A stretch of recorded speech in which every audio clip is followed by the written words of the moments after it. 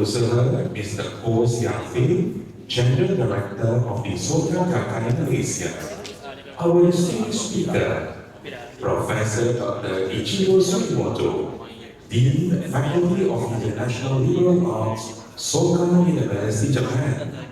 Yang Berusaha Dr. Afzanizam, Abdul Rashid, Chief Economist, Bank Muamalat Malaysia Berhad. Yang Berusaha Dr. Ridzuan Kushairi Ramli, Head of Section, Fiscal and Economy Division, Ministry of Finance Malaysia. University Malaya Management, fellow participants, ladies and gentlemen, welcome to the UAC Distinguished Lecture Series 1.0 with the themes of the political economy and budgeting, insight into Malaysian development trajectory, organized by the UAC Center for Development Study, University Malaya. Ladies and gentlemen, for your information, this session will explore how Malaysian budget and fiscal policy shape our development journey, including their impact on inclusive growth, poverty reductions, and social equity, which also bring together academy, policymakers, partners to share ideas and global perspective. Ladies and gentlemen, just an update. As today, as the first day of the final examination on campus, traffic may be heavier than usual. We appreciate your patience as more participants make their way to join with us in this distinguished lecture. Distinguished guests, ladies and gentlemen, before we start with our program, may I invite our Muslim guests to recite Al-Fatiha. Guests of other religions are invited to pray according to their belief. Al-Fatiha.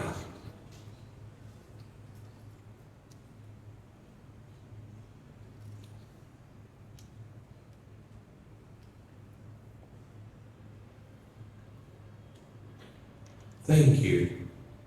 Distinguished guests, ladies and gentlemen, it gives me a great pleasure to invite Yang Berbahagia Datuk Sri Mustafa Muhammad, the advisor of the UAC Center for Development Study, University Malaya, to deliver his welcoming speech.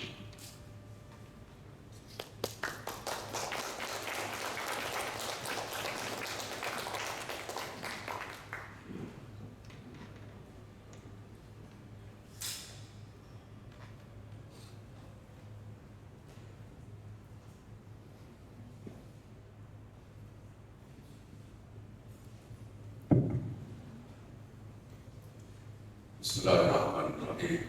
Assalamualaikum warahmatullahi wabarakatuh. Selamat pagi, salam sejahtera, salam Malaysia Madani. Saudara pengacara majlis, tuan rumah, Profesor Dr.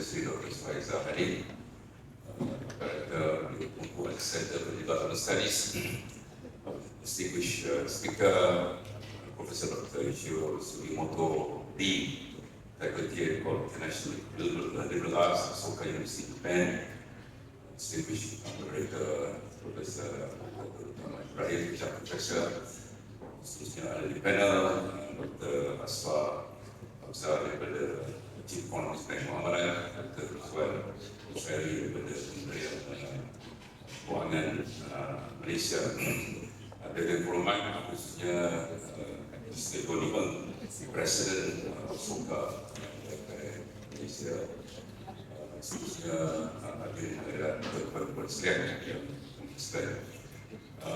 I've been asked to say a few words just to warm up this very beautiful morning, and you see there. It's a pleasure for me to be with you this morning, to be part of this very important process of dialogue, discussion, and intellectual discourse. Last week, I had the pleasure of listening to Chancellor Zulkifli Abdul, the former Vice Chancellor of International Islamic University, and also Ridzuan.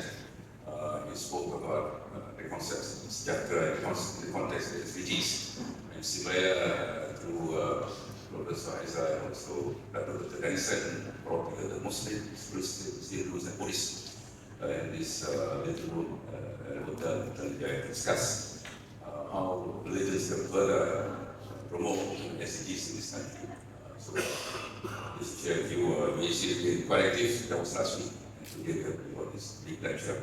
It's a pleasure once again for me to be part of this.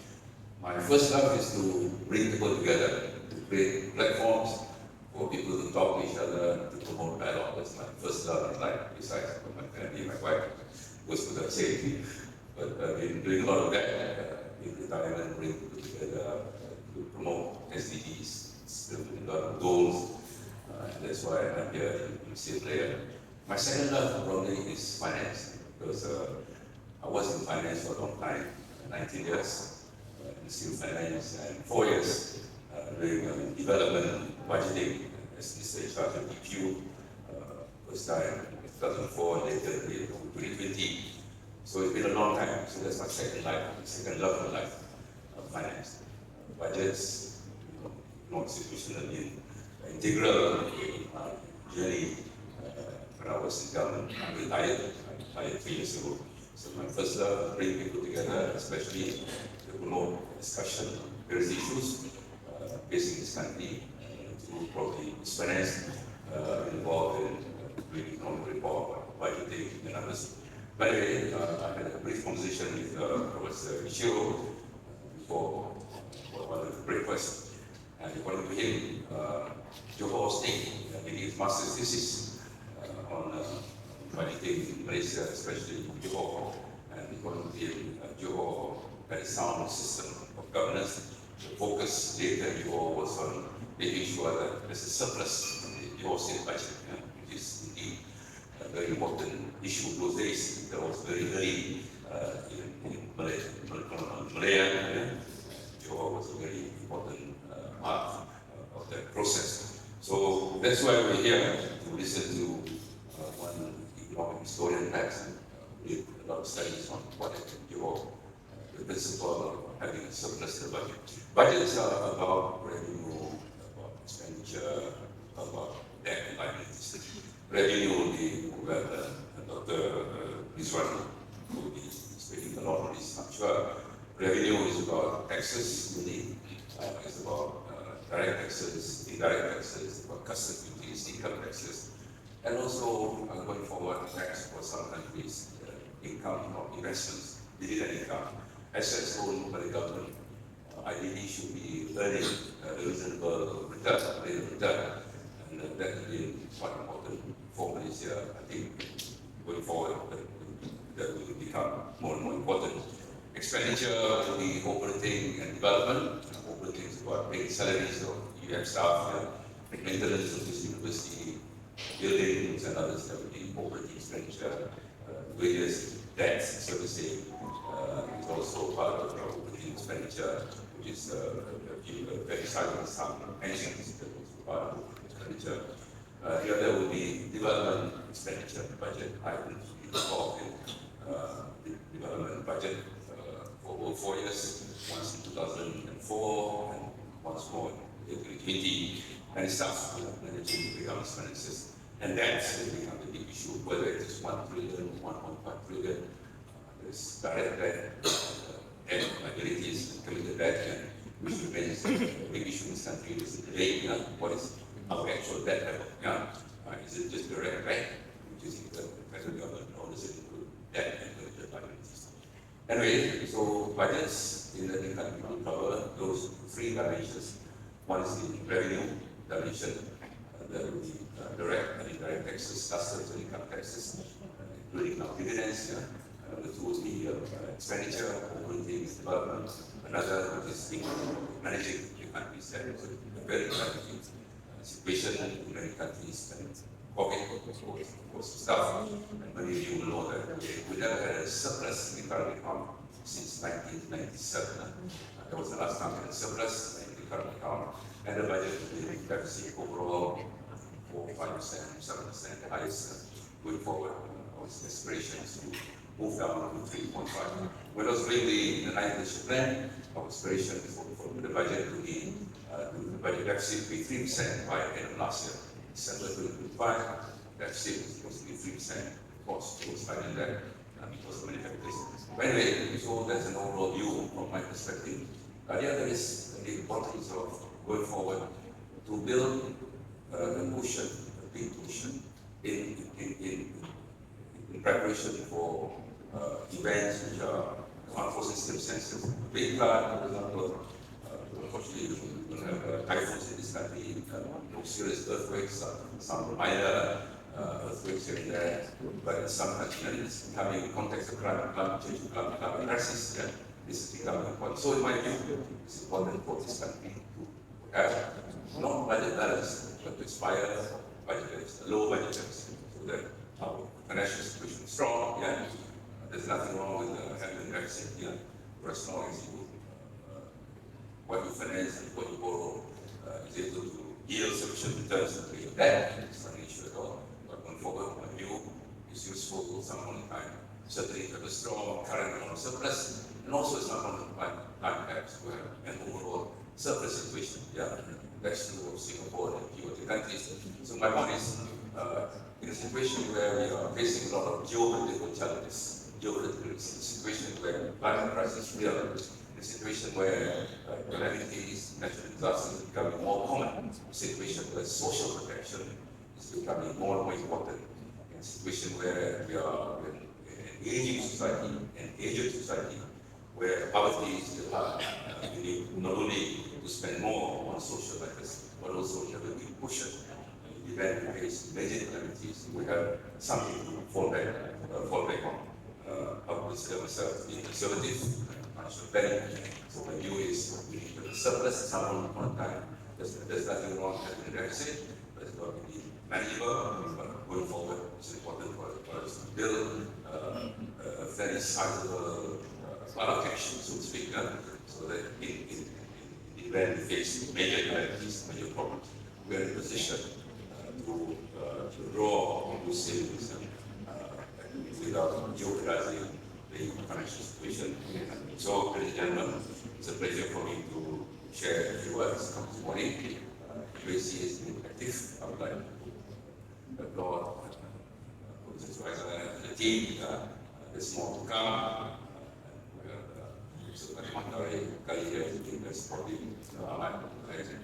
Professor, thank you for the support. I'm sure this morning benefit from the sharing by Professor Ichiro and also from Dr. Asfar and of course Dr. Ridzuan as well. Have a productive day. Hopefully this conversation this morning will enhance awareness. In my view, the point is, I've been telling my friends, there are not many people in this country who thoroughly understand in detail, what the budget, revenue, expenditures is all about. I've been joking, we have 30, 33, 34 million people in this country.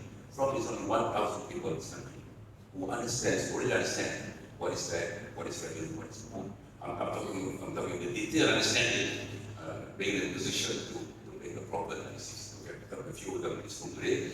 That's my view. So it's important to promote better understanding of the budget, greater transparency before we talk, before we debate, before we vote. It's important for us to understand what's behind it. So, 2 points, two takeaways. One is, as a country, it's important to continue to ensure that we can enjoy robust financial health in this country. The government's financial situation is in good health. And number 2, it's important to enhance understanding of some budgetary financial issues. Some people, they make commentaries in media and other places without properly understanding what's behind all these things, all these numbers, revenue, expenditure, and everything. So those are my two key takeaways this morning. Once again, terima kasih sudi datang untuk membicarakan program ini, menjalankan program UAC, dan terima kasih kepada seluruh staf UAC semua hadir, dan banyak lagi program begini akan diadakan bagi menggalakkan pengurusan ilmu. It is so important for us to share. Knowledge sharing is critical in a free democratic society. Knowledge sharing is important for us to make intelligent decisions, for us to be involved in intelligent discussions. So it's in that context that that I welcome this distinguished lecture series UAC 1.0 untuk menggalakkan perbincangan secara berhemah, secara objektif tentang isu-isu yang ada di negara bertujuan untuk negara Malaysia yang hebat, yang kuat, yang hormati sekali. Terima kasih. Itu saya ucapkan selamat bersidang hari ini.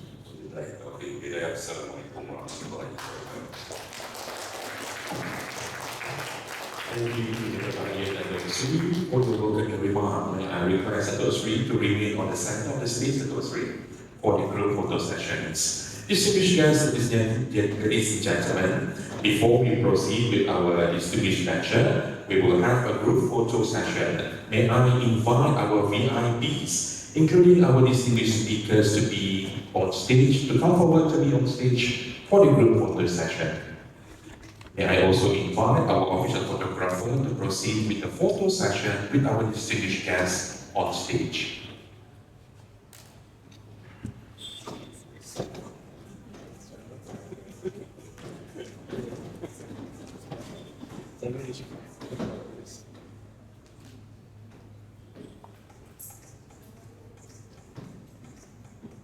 Okay.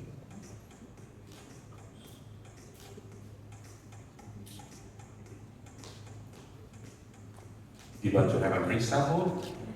Freestyle, time start.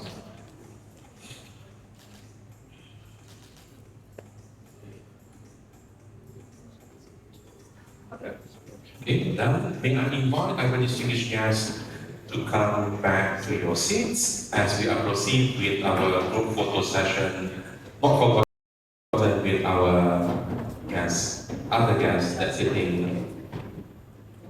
With that, may I invite our photographer to be on stage.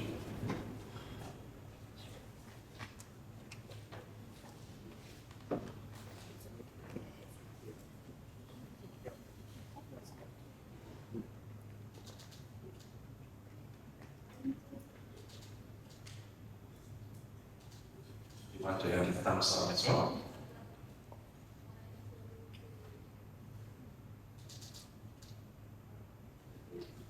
Thank you to our photographer. Distinguished guests, ladies and gentlemen, as we now, with the highlight of the program, may I invite on stage Yang Berbahagia Dato' Professor Dr. Ahmad Ibrahim, Director of the Tan Sri Omar Center for SDI Policy Study, UCSI University, and also the Adjunct Professor at the Bungku Aziz Center for Development Study, University Malaya, to come on the stage to moderate this session and then to invite our distinguished panelists.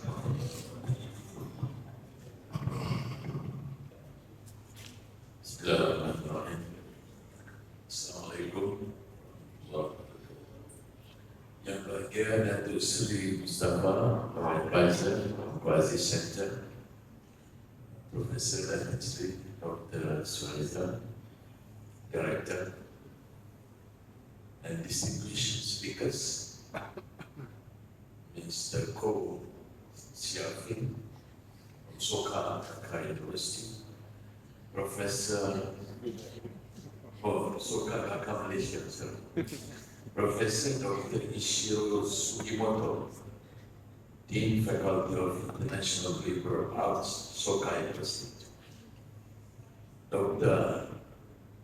Afzanizam, Abdul Rashid, Chief Economist, always appearing on Estero and all this, very popular. And of course, you have Dr. Ridzuan, Kushairi, Mohd, Ramli from MOF, History of Finance. First of all, I'd like to thank everyone for coming forward to participate in this very interesting and important forum on this topic of political economy. This is the first time I hear about political economy, so I have to do a lot of reading. Of course, talking to Topa, so to understand what it's all about. So today, what we're going to do is we'll have each speaker to come up and speak on the topic that they have agreed to speak on. And at the end of all the three speakers, we'll do the question and answer. where I would like to encourage everyone to offer questions or even raise their own opinions about the subject matter. So to start off the presentation, we have Professor Dr.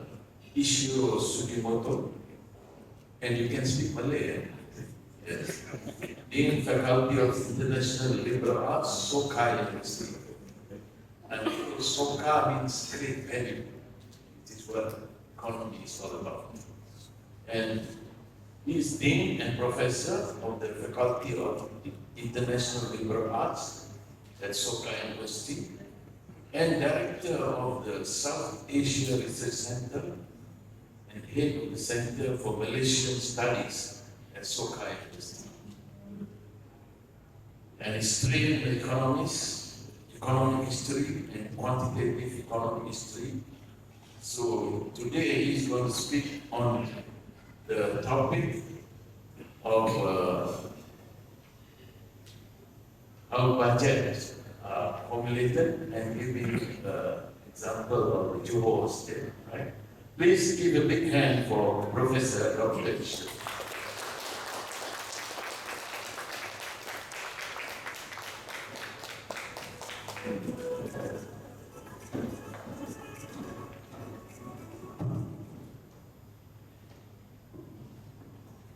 Salam sejahtera, salam Malaysia Madani. Terlebih dahulu saya ingin merakamkan tinggi penghargaan kepada Kushairi Center for Development Study atas jemputan yang sangat bermakna ini.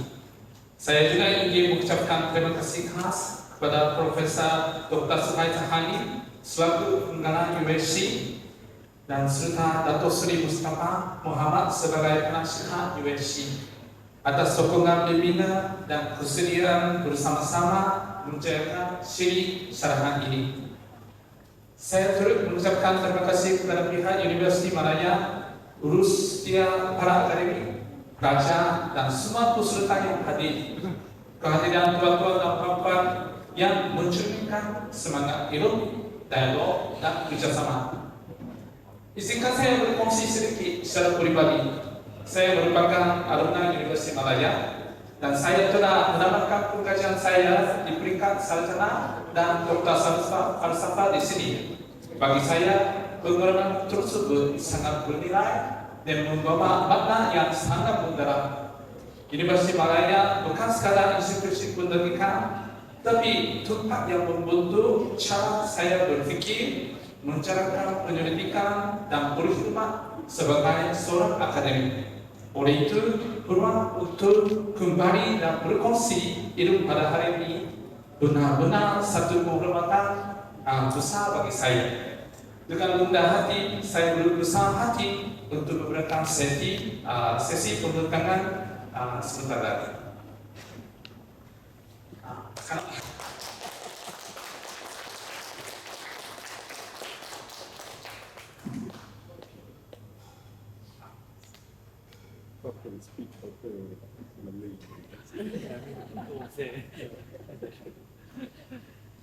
Ini merupakan I better speak in English now. This is a photo commemorating the encounter between the Dr. Daisakri, the founder of Soka University, and the Professor Diraja Ukazis in 1988. This is one of the important memorial photo of engaging the academic collaboration among each other.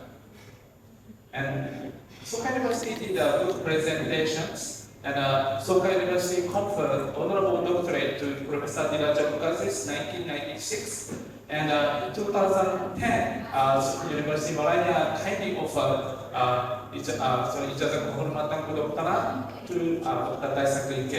So we have a very strong ties among over the years. Pada tahun 1988, I joined University Malaya as an exchange student, and I learned the beauty of this society over the periods. Then one of the sentences, I used to visit this collections, and I encountered several books, and one of the book that I saw is Professor Diraja Ukazis' presentation paper. And he mentioned that exploitations began in the Malay economy with the advent of the colonial economic system since the 19th century in the Malay Peninsula. Initially, I wanted to do something more than economic analysis, but since I did this one, I have decided that I did more in depth. Then I decided to switch my study in economic history.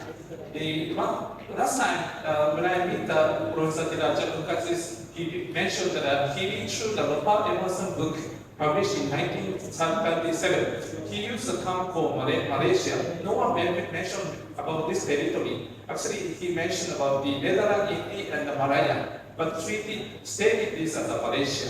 Then he mentioned that he read through, then he visited Harvard University, then met him and discussed about this matter. So I was very impressed that in order to understand this country well, maybe learning economic history is one of the important attempts that I should go for.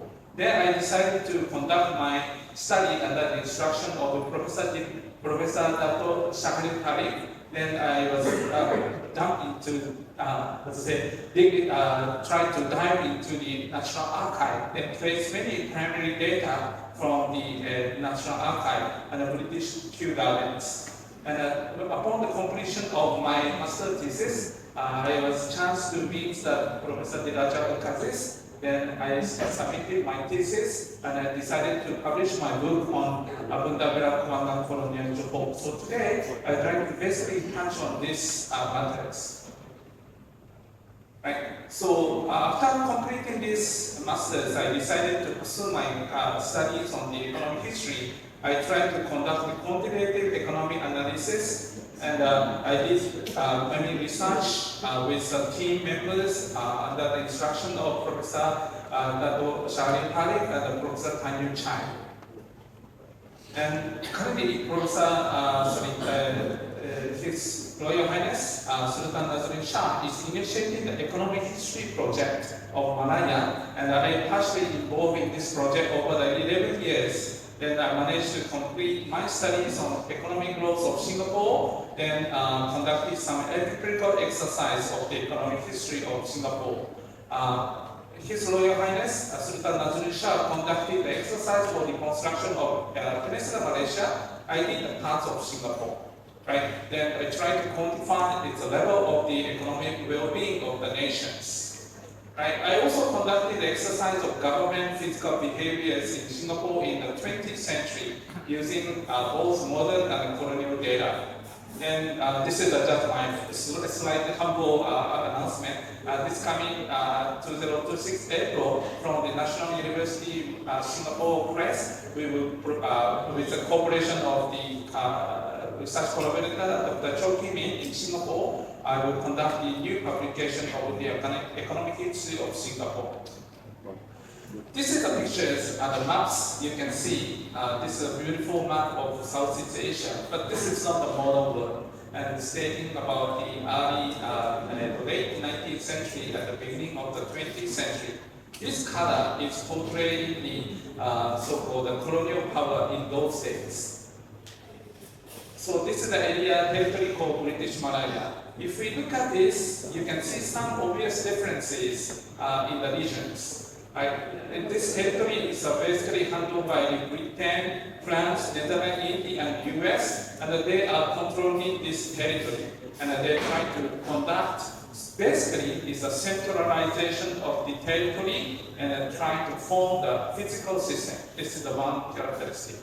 But when we look at this maps, this one area territory, even though they are promoting centralization of the administrative structure, but when we highlight this part of the world, we realize that the British Malaya is actually provided the 3 different administrations. As you may know, in the process of expansion of the territory, British penetrated area of the coastal area, then subsequently penetrated in the heartlands of the Peninsula Malaysia, then northern parts and southern parts last. So gradually the expansion of the territory was made and completed in 1940. But since the date, practically they didn't integrate it. Many parts of the South Asia's territory was integrated, but in the case of Malaya, was actually three different forms of the administration coexist, and this centralization was sustained even in the prior to even up to 1946. Right, we can see several differences among the different entities. For example, the stress settlement is a direct colonies. In the case of Federated Malaysia, Malay state is basically handled by the so-called federal system. And unfederated Malay states, they have a separate entity of this. And administrative structures is very different. In the case of stress settlements handled by the governance, and FMS is resident general, and Federated Malay States is run by general advisor. So the structure of this administrative system differ very significantly. And one important characteristic of this part of the world, this part of the world is actually a stable economy.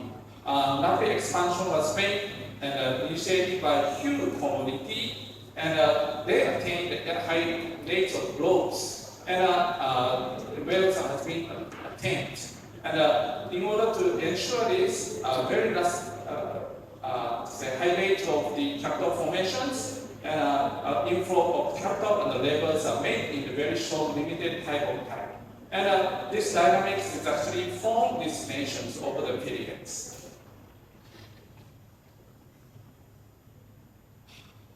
Right, this is the natural lava, and this is the tin ore. So these two major commodities play a very important role. At the same time, this part of the world is actually formed a very unique structure called dual economy. Some parts is very highly closely associated with the global economic activities, such as natural lavas and tin is a major sectors and interlinked with the global economy. But some traditional sector retained, and it was very much different from the others. So coexisting two different forms of economy is lost over the years. If you look at the total planted area acreage of the major commodity, you can see, natural lava, Johor is number one. But when we look at the paddy, it lies. The Johor's territory is one of the smallest.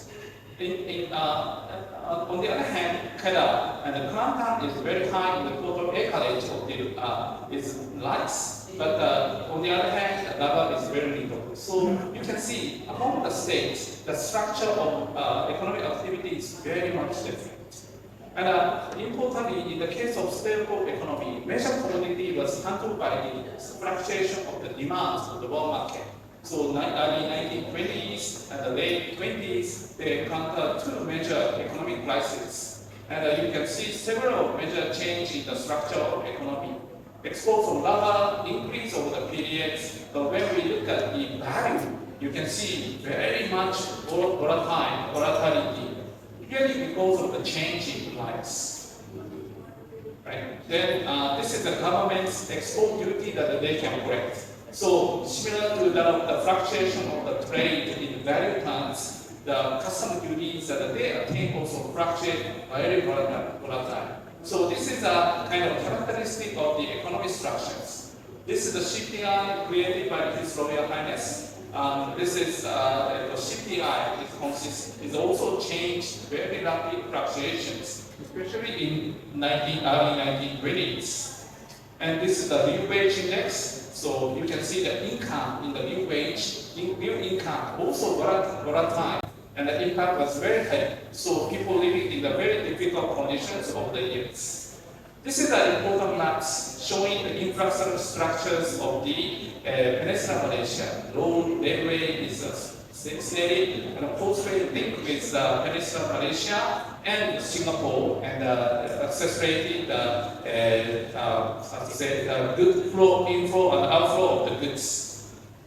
This is the territory of lavas, and this is the territory of tin. So if we look at this map, it's concentrated in the west side, and if we look at these states, you can see this is a kind of structures of the economic activity by states.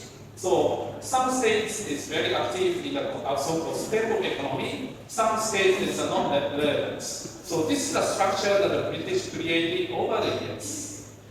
Right? So now I'd like to touch on the major issue of the colonial budget process. And subsequently, we'd like to talk about the political economy in the small scale.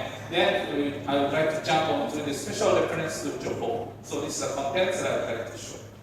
Frankman and Bruce has made a kind of a definition of the physical capacity. There are three major areas: the ability to collect and tax and non-tax revenue, and the ability to provide the public goods and services. And another point is the ability to raise the so-called loans to supplement the revenue. So these three are major, how to say, the powers that the institution need to hold. And this is treated as a capacity. And this is actually debates, the benefit and costs are debated over the years. And it's very difficult to have a very common view. There are many empirical exercises are made over the periods. Right? This is the colonial budgetary process. Normally, consolidated, even though this is the colonial stages, is the procedures more or less the same. They collect the so-called budget required from the departmental basis and consolidate estimates. And scrutinize the contents and discussions are made and supplied. Applications of the instruments are made and executions are followed. Right? Followed by execution. So this is a common practice that they conducted under the colonial budgetary system. Right? Each state entity, stress settlements, federal states, and unfederal states has a different form. And these procedures, draft, and executions, and plan and executions are defined based on the administrative units. Right? If we look at this, the current so-called post-independence period, budgetings are basically electorally legitimated and centered to the development planning with wider aim of the so-called social redistribution. This is maybe one of the major principles that they should stick to. But in the case of British colonial periods, there's no elections, there's no parliament. So under this constrained representative system, colonial budgets are basically designed primarily to secure order and facilitate the export-led so-called stable economy. So the principle of this so-called post-independence period and British periods differ very significantly. Right? There are major so-called actors. Right here, I just say briefly about that only highlights the 5 major ones. One is Britain as a metropole. They basically have some preference. They would try to make the colony self-supporting and self-sustaining, and secure trade and manage commodity volatility. These are the 3 major points that they would like to stick to. And in order to how to say, control this management, channel was basically appointments of personnel such as governors, such as residents, and the debts and the loans is approval, and the major capital works is a major point. And another one is controlling intervention to the market structures. Right? So they basically try to maintain the stable conditions, and sometimes they cannot implement in their own country, but tolerate regressive revenue such as opium and so on. So there are some kind of special logic applied for the colonies. After 2 is so-called local authorities, and their point is basically try to learn this departmental estimates and provide some conservative fiscal norm, try to maintain the balanced budget and raise reserve funds. Right? So these are the kind of a channel that they try to maintain and pursue. Right? But when we look at the colonial bureaucracy, unlike Britain as a metropole, basically they are in the serious situation intersection of the so-called pressures on the local and Britons. So they are staying in a very difficult position. And as we have seen, in the case of British Malaya, has a different style of the administration. So even physical capacity is one of the typical trend that you can see in these subjects. Number 3 is basically sultans and local state council members. They basically, under the British colony, it depends on the states, but the British basically is making a lot of decisions. But in some sense, there are some strategy law basically navigates regimentary, basically try to preserve the so-called symbol of sovereignty and having a discussion with, deal with, bargaining with so-called colonial authority. Right. Actor 4 is a local and foreign capitalist. Basically, they're trying to maintain a good there are many forms of the capitalist, Europeans, Chinese, and agency houses, and basically try to lobby for the infrastructure building and policy and migrant labor facilitation. So those are the areas that they try to have and pursue for maintaining their bargaining powers. Right? So their political, they basically sometimes use their exit options. They have many choices to invest many places, so they try to find the reasoning and conduct the kind of bargaining with the colonial authorities, especially the local authorities. And labels, these are the major one. In terms of number, is massive numbers, but they are very limited, weak representation in the council. And there is not much, bargaining powers in the economic administrative structures. And sometimes they regress the revenue opium, and they are the taxpayers, but they are not receiving the benefit through this exercise. So these are the middle points. So when we look at the some statistical study that I made, this is the welfare ratio of the Singapore.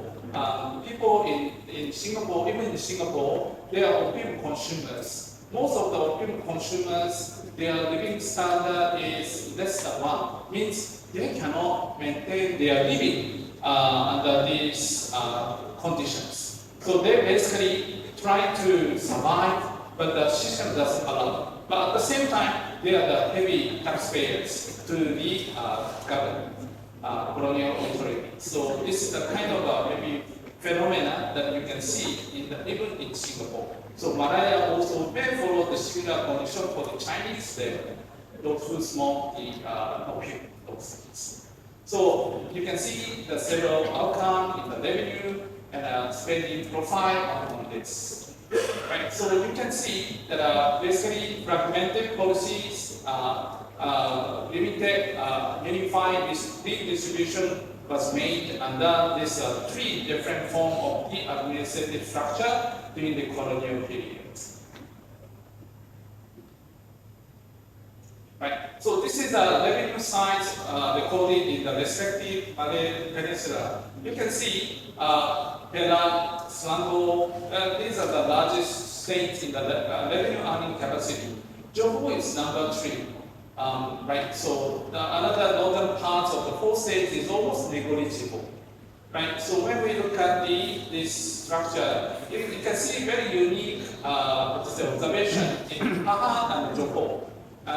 Pahang is one of the federated states. Johor is an autonomous state. So if we look at this, in the case of federated states, they have so-called federal revenue. And the federal allotments are made to the and the respective. So redistribution effects are made. Right? So this is maybe one unique section of this. So this is the consequence of after adjustment, Pahang has only these capacities. So, but in some sense, Pahang developed because they serve as one of the federated Malay states. But Johor maintained the autonomous states and has a capacity to earn revenue. This is based on the specific periods that I found.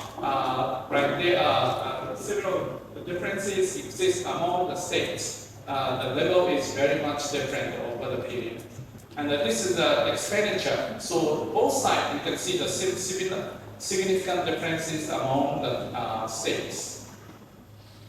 Right. This is a very interesting phenomena that you can see. I selected some of the key periods, checking about the budgetary revenue as a percentage of the expenditure. So you can see the ratio. More than one means they have surpluses. Less than one means deficit. So you can see most of the periods, most of the states has a positive one, right? This is a coefficient of variance among the states. For per capita government's revenue, per capita government expenditure, there are some deviations in 1911, but this has been improved, and some level of the deviation has been shrinked. The most crucial point is the last one, is the government revenue versus government expenditure. So they basically, from the beginning, they pay attention to the so-called obtaining the budget surplus, and these differences are not as high as others. But importantly, during this 25 years, some years, and in 1937, their level is even getting smaller. So from this table, you can see their focus is given to the maintaining the good balance of the budget surpluses. So this is maybe one important finding that you can see through this. Right. Now I'll try to jump into the Johor by using some quantitative data. Johor is very well known in the graph papers of Gambia in the late 19th century. And this structure is actually changed because of the fall of the demands of the Gambians. And subsequently, the British proposed to construct a railway in the territory, then it's heavily debt. Then 1910, Johor was appointed the Douglas Graham Campbell as a general advisor, and subsequently 1914, Johor accepted the general advisor. So this is the so-called the end of the Johor so-called exceptional autonomy in British Malaya. Right? Johor, one of the most leading planters of the natural rubber. Over the period they increased, as I have shown you before, Johor is a major commodity producers in the British Malaya, among the highest. And during this period, many inflow of the migrants came into this part of territory, especially Chinese and people from Java and Sumatra play a very significant role to change the demographic structure of Johor. Right? Under these circumstances, they implemented the so-called budget control. I'll try to show some figures of this revenue. State revenue shows major one is licenses and custom and utility and others. These are the major revenue source. There's no income tax those days. So initially, license play a very important role. What is a major one? It's basically sales of opium. Opium is one important revenue sources in the early stages. But you can see some major improvements of the custom and the land revenue also increased. So this indicates improvements of the administrative structure to raise the revenue. You can see that trade's economic volatility is very high, and the custom duty that they obtain also very heavily affected. And the structure of export duty and import duty changed. But import duty play a very important role. Across in line with the expansion of the demographic structures, basically they can import tax to so-called several import duties such as tobacco, spirits, and so on. Then the population expansion ideally play a very significant role. Especially in the depression period, income elasticity of the demand is changed. But for the specific products like opium and matches, cigarettes, alcohol, their income elasticity of demand is very low. So this is actually a technique that they impose to obtain the revenue. Right. Expenditure is like that. Personal environment is the key, but at the same time, they also introduce the developmental expenditure. for public works, for maintenance, and the special services. This is a territory of Johor, and in 1910s, only two major law is given, and railway, that's it. But in 1939 already established this kind of facility, infrastructure in the very limited time. And I don't think other states has this kind of developments in the infrastructures. And you can see this orange part is actually the special expenditure. They use the timing for adjusting and for reforming their whole economic structure for payments of the compensation. And then they also created another one to tackle with some economic challenges. Right, 1939, I used to show this. This costs around 2 million. But actually, when they look at this structure, this nation has already accumulated 50 million spread out. Sorry, I should skip it. Right, this is a letter given by the Sultan Ibrahim to the Templars. He noted that this state is actually accumulating the budget surplus, and this amount is actually 50 million spread out. So this is one of the unique statements made by the Sultan of Johor. Right, the trick is like that. This is the actual and the estimated revenue, and you can see the actual figures and the estimated figure, there are some differences. Estimated figure is actually smaller than actual figures. Means British actually gain more than estimated.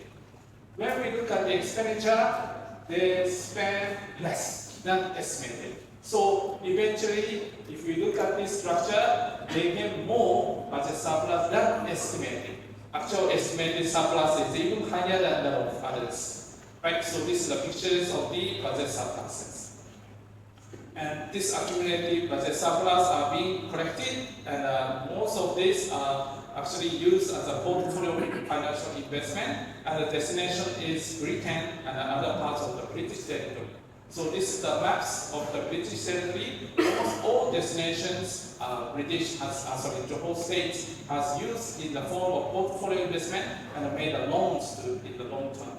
And this is the destinations. And this 50 million is recorded because the Japanese came and landed here. The aggregated budget revenue earned is combined together and sent to the club agent. This is the pictures of the surplus fund in the British Malaya. You can see Johor shows blue one. Johor is showing rapid expansion that we have seen, but Pahang is negative. This can be maintained because Pahang is a part of federated Malaysia. Johor alone stands as autonomous states. Unlike four northern states, Johor gained a massive amount of budget surpluses. Right? So if we look at the figures in 1939, the blue color is total expenditure, and aggregated, so red color indicates the aggregated surplus fund. Federal Malaysia and even stress settlements, the balance is not that heavy. But when we look at the Johor is very high. So based on their fiscal capacity, they have accumulated a large amount of budget surpluses. Right? So this is the structure that you can see. They have to maintain this because British home country is facing some kind of difficulties in raising revenue, and they are heavily debted. So they have to find a proper states to compensate. And Johor built this building cost 2 million. But actually, they could build the 25 same building and in the states. But under the British colonial regime, they actually couldn't make it and utilize for the domestic development. Maybe this is one of the dimension that you can trace from the budgetary process and implementations. So based on the so-called British fiscal capacity that I mentioned in the initial stage, one more ability that we should state is the ability to utilize budget surplus and distribute Britain and the British Empire. So this is maybe one of the characteristics that we can trace from the pictures of the British Malaya. After the formation of, after the war, they formed the Malayan unions. Then subsequently, they made some transition from the Federation of Malaya and post-independence in 1957. Right? 1957 is a cabinet-led basically budget. Like 1948, they basically pursued this clearer federal state fiscal design. That means Johor become no longer autonomous states and become a part of Federation of Malaya. Interestingly, in 1946, they made a kind of a unique ordinance. Aggregated budget that sent to the Britain just before the war is now it's not fully belong to the Johor anymore. This become a part of federal asset. So this kind of adjustments are made in 1946, and there are some disturbances and conflicts emerged. Right. So now I just would like to mention about based on this observation, you can see the fragmented policies, limited unified distribution. This is maybe one characteristic that we observe it.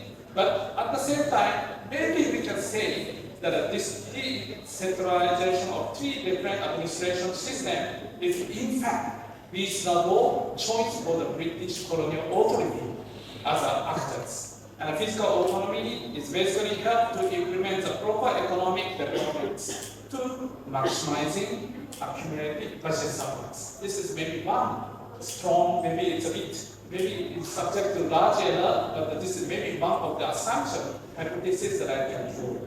Right. So this is a kind of summary that I'd like to mention. But in the last statement that I'd like to mention here is that under this constraint representation of the colonial budget, this basically prioritize export and stable economy, the well-being of the economic well-being of the nations. But budget distribution was not basically, it's neutral. Their structures, development priorities, and control over surplus for the benefits of the British. Maybe this is one strong statement, but I hope this will provide you some kind of insight to understand this part of the region. Thank you very much for your kind listening. Thank you.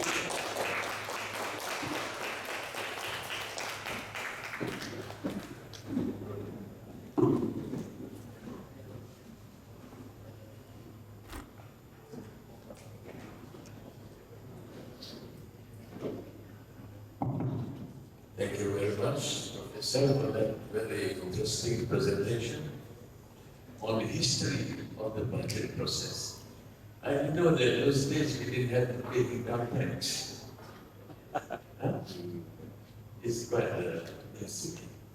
Anyway, the next speaker, what we'll do now is, the next speaker will come up and speak, and followed by the last speaker. Only after that we'll have the question and answers. Next speaker is Dr. Muhammad Afzanizam Abdul Rashid. He has over 2 decades of expertise in investment research and has a distinguished career specializing in economics and capital markets. And his professional journey includes roles at the EPF, Bank Islam, KWAP, and also Malaysian Rating Corporation Berhad. Of course, as mentioned earlier, he is a popular figure on television always whenever we discuss budget and the economy. And today, he's going to speak on this very important topic of Malaysia's budget landscape, fiscal strategy, and inclusive development. Please give a big hand for Dr. Muhammad Afzanizam.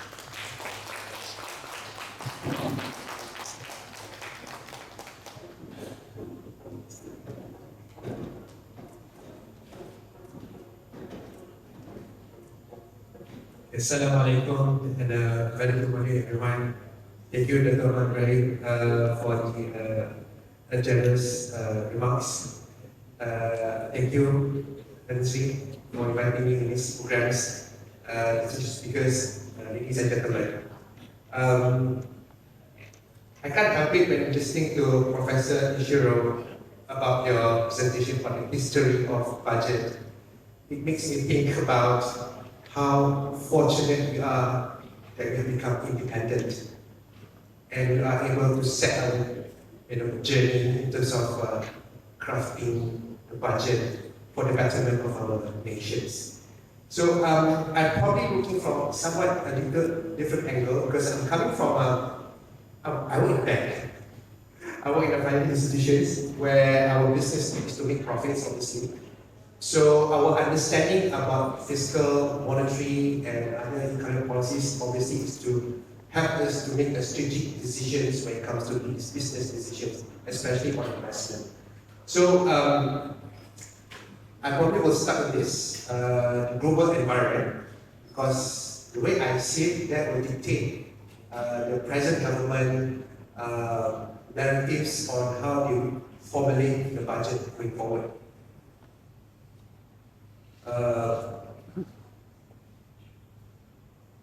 Okay, I think we can all agree that the world that we live in, obviously there's a high degree of uncertainties. To me, uncertainties is extremely vague. It's hard to quantify, but fortunately there are statistics that try to emulate some sense out of it. And looking at this data, essentially the economic policy uncertainty index, you can see the trend is going up. And you can see in terms of how the equities market, the stock market, the S&P 500 volatility index, the fixed index, which is commonly tracked by traders and investors, you can see the spike has become more common these days. So what we can conclude is that the prevailing conditions has remained extremely uncertain. And looking at how policy is being designed and crafted, especially in the US, you can see how turbulent it is in terms of the impact that we will actually be experiencing going forward. And in terms of, just to highlight about policy uncertainties, you can see the main highlights obviously in the past 1 year past now is about the Trump administration. One of the key legislation, obviously, the One Big Beautiful Act, which was passed in the Congress last year. But of course, it comes with so many promises. But I can't help it but to think the negative impact that it might have to the economy, the US economy especially. You can see in terms of the tax cut measures, data from S&P ratings, you can see companies have spent their money in terms of share buyback. They spend on dividends. It means that it only enriching the capital owners. And from the OBBA also, one of the key areas is to cut Medicaid, and you can expect the number of uninsured Americans for medical insurance will be higher. Estimates from the Congressional Budget Office, those who are becoming uninsured from medical insurance point of view is expected to increase by 10 million by 2035, if I'm not mistaken. And you can see the contribution of compensation of employees, which is the wages to the economy, keeps declining. So I'm not sure these policies led by Trump administration would actually bring any better to the economy. But for us, as traders and investors, we'll be watching on this space very closely because whatever happens in the States will have a direct implications to the global economy. For instance, how the monetary policy will be crafted, and you can see how the markets last week has actually corrected simply because of the nominations of the incoming new Fed chairman, Kevin Walsh, who's said to be an inflation hawk. So this is how traders and investors, even financial economists, will try to assess what is happening outside. And in terms of China, you can see the trade surplus keeps on building up. Yeah? So that goes to show the degree of efficiencies in China is highly beyond imaginations. And that actually has an impact in terms of how we do business in Malaysia. If you look at the social media space, there are indications like how the Chinese businesses has infiltrated in various sectors in the economy, be it in automotive. I mean, I saw a workshop named Tuhu has said to become more efficient in terms of how giving service to the car owners. So from this chart, it seems that while we might see a shift in terms of how we see how the global economies, how the geopolitics will actually evolve, but in terms of the competition from China is something that is very real, and that warrants how the government should decide their resources, whether to focus on the short term, things like subsidies, price control, or to go into something that's more mid and to long term in nature, which is education, healthcare, infrastructure, security. Because these forces of the competitive forces, especially from China, is not going to be stopped. Okay, that's how I see in terms of the external front. Let's zoom into Malaysian economy in the present day. The way I see it, when we talk about economic problems, the common things that we always talk about is obviously the cost of living. Yeah. To me, there could be some perhaps some confusion or conception about how we look at cost of living and inflation. Look at our country's inflation on the left-hand charts. Our inflation is going down. In 2022, it was 3.4%, and then it went down to 2.5%, and in 2024, it was 1.8%. Last year, 1.4%. But look at the right-hand charts, which is essentially the price level. This is, I think, the cost of living. This is the cost of living. The actual price that we pay. Of course, it's being represented by an index, which is one, consumer price index, and the other one is producer price index. So from there, you can see the stark difference between the two price levels is that CPI, which is a representation of cost of living among our society, is very rigid. It's one-way direction. Yeah, it's going up. But for prices paid by businesses, at least there's some degree of fluctuations there. The prices are flexible. So the way I see, on one hand, I think the monetary policy has done their job well to contain the inflation. But the cost of living is something that we need to work more harder with some policies and implementation. So to me, the way I see it is there's something is not right about the market economics. The market is inefficient. I'm not sure whether it's there, or perhaps it is the presence of government-linked companies that is affecting the competition in the economy. It's something that we need to look at. When I look at these charts, I can't help it also to read our old documents, not too old as what Professor Ichiro has walked us through in terms of history. Like a recent history, 2010, new economic model, the previous administration. And I then glanced through the documents. It talks about efficiencies, it talks about the exits of GLC's economy. It was clearly crafted so that the efficiencies in the economy can be attained. So, of course, the political economy changes over time, right? I think I don't want to go into that detail, but the point I want to make is that the previous administration recognized the market efficiencies perhaps is the best way to how we should look at to run the economy. When I say efficiencies, market economics, I'm not saying free economy, no, not free trade, but fair trade.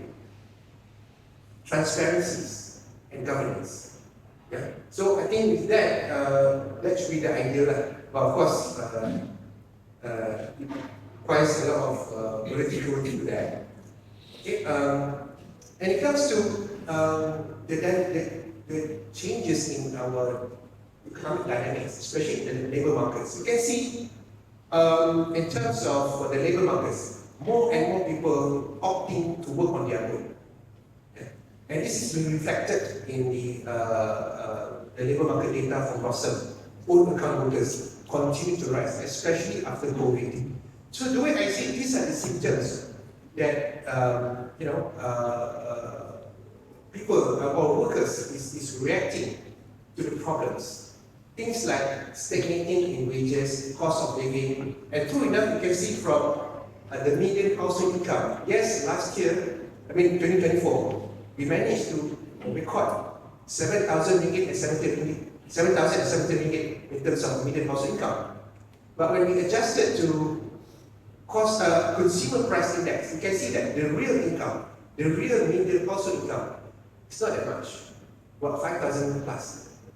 If you take the two differences, it's essentially a representation of loss in purchasing powers. You can see the gap between the nominal and the real in the household income is widening. So it goes to show that purchasing power among Malaysians is reducing. So people are reacting to that, whether we realize or not. But the symptoms are there. So all the counters is rising. Gig employment is rising. So to me, this is another reason why the budget landscape needs to recognize this, that the changing economic landscape is real. And also, politicians also need to hit these important points, because what they want is to win, right? To win in elections, and they need to look at the electorates. But this is the problems that we are in at the moment. And it's not unique to Malaysia, it's everywhere. It's very universal. Yeah. All right. Budget landscape. Okay. Basically, the government has done well. I see in terms of their efforts to reduce the budget gap. And I think in the budget, in this Manali government, they continue to put a greater importance how the fiscal deficit to be narrowed down.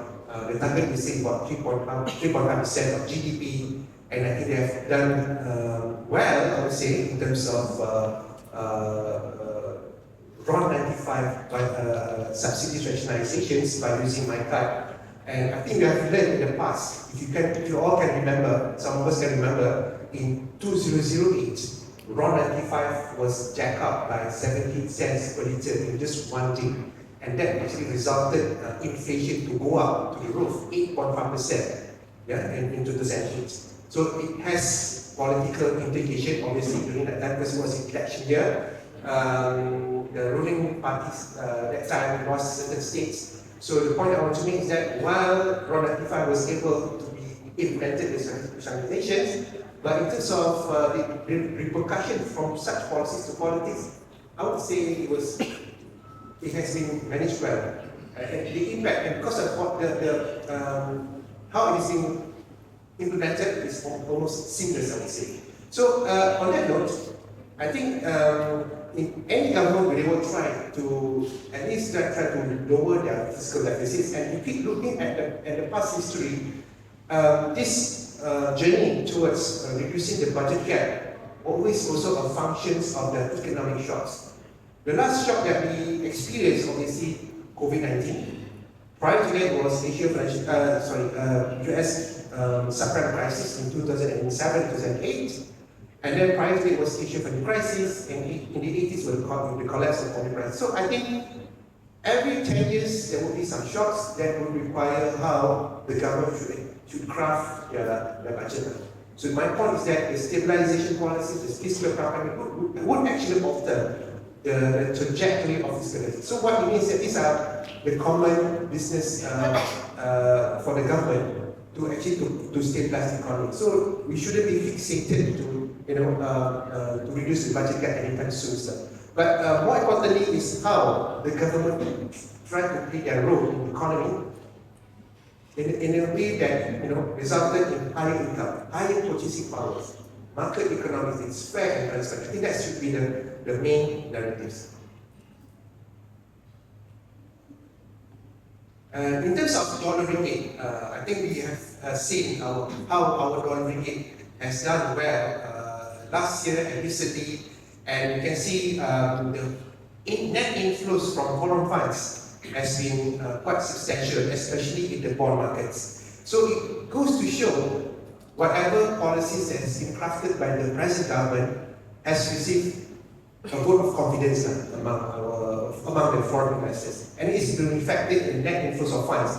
For instance, last year in bond market, a total of 25 or 36 billion worth of net inflows was recorded last year, compared to close to 5 billion in 2024. That creates demand for our ringgit. And for the equities markets, yes, in the past 2 years was net outflows or net sales. But for last month, from 2nd January up until 29th January, foreign investors has recorded a net purchases amounting to about 1.4 billion. And approved investment also, especially for the foreign investors, foreign investments has actually increased close to 50% jump for the first 9 months. So what it means is that whatever the government is doing now has received positive reactions from the capital markets players. So the question now is to move forward, how the government should think and plan, strategic plan, so that it will have a cascading effect to the economy. And looking at this chart as well, in the 90s, dollar ringgit was around 250. People have been asking me about what's the dollar ringgit fair value, and there's no straight answer to that. But if you look at the average from the moment we removed the currency peg on 21st July 2005 until today, the average is around 3.82.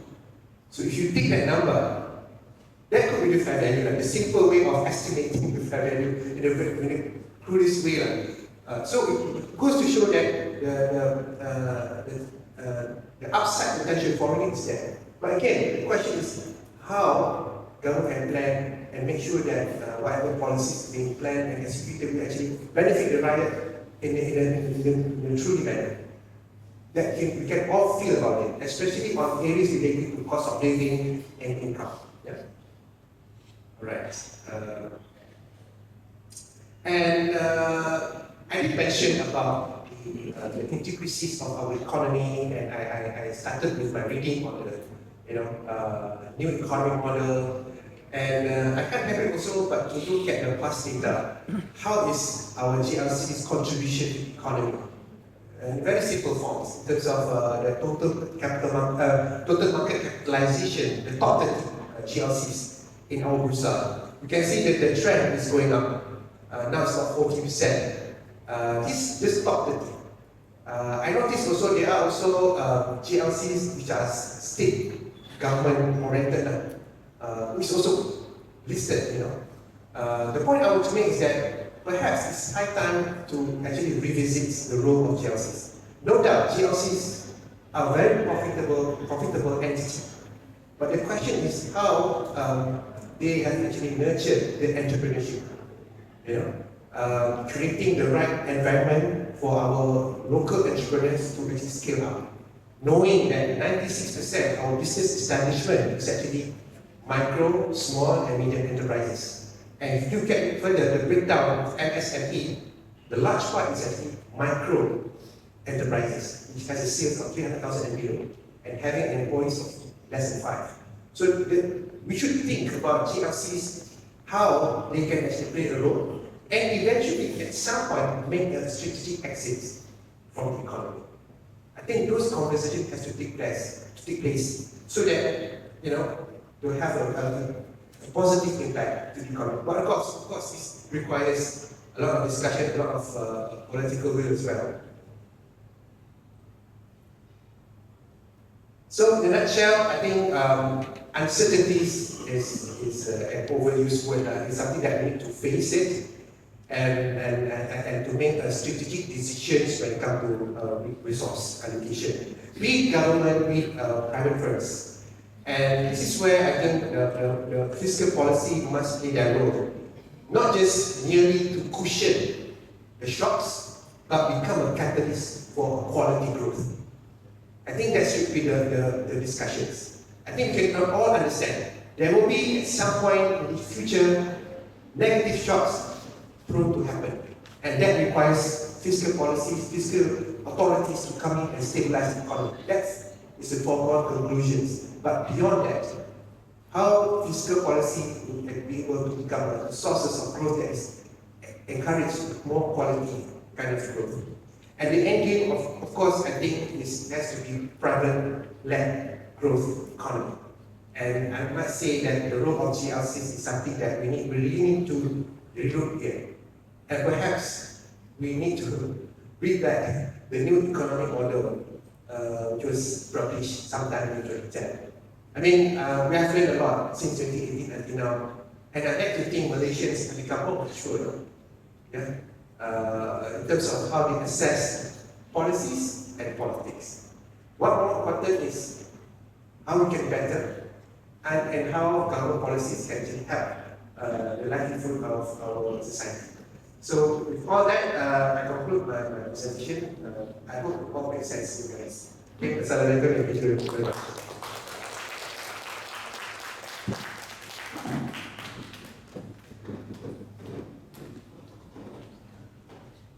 Thank you very much for that very interesting presentation. All involves political will. At the end of the day, it's all political will. Next, we're going to have another interesting paper. This will be presented by Dr. Kushairi, Ramli. And Dr. Ridzuan is a senior public sector policymaker with over 20 years experience in developing national policies, especially those related to economic development, fiscal governance, procurement, reform, etc. And he is now with the Ministry of Finance. And his topic is going to be the economic outlook for Malaysia, current trend and challenges. Please, big hand for Dr.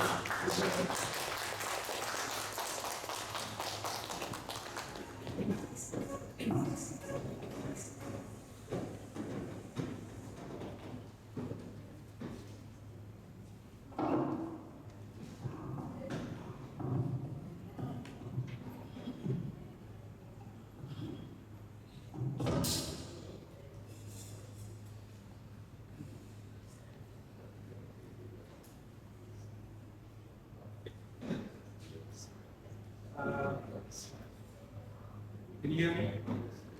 Can you hear me?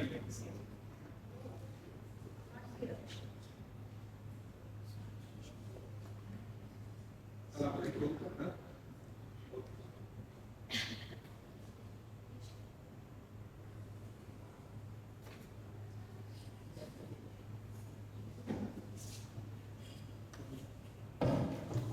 Assalamualaikum.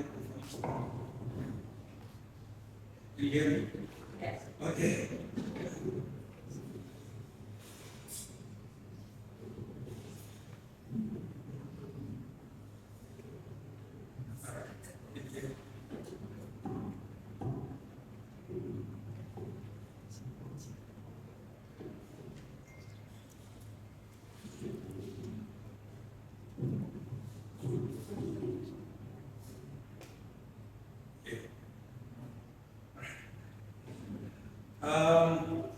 All right, thank you, Prof.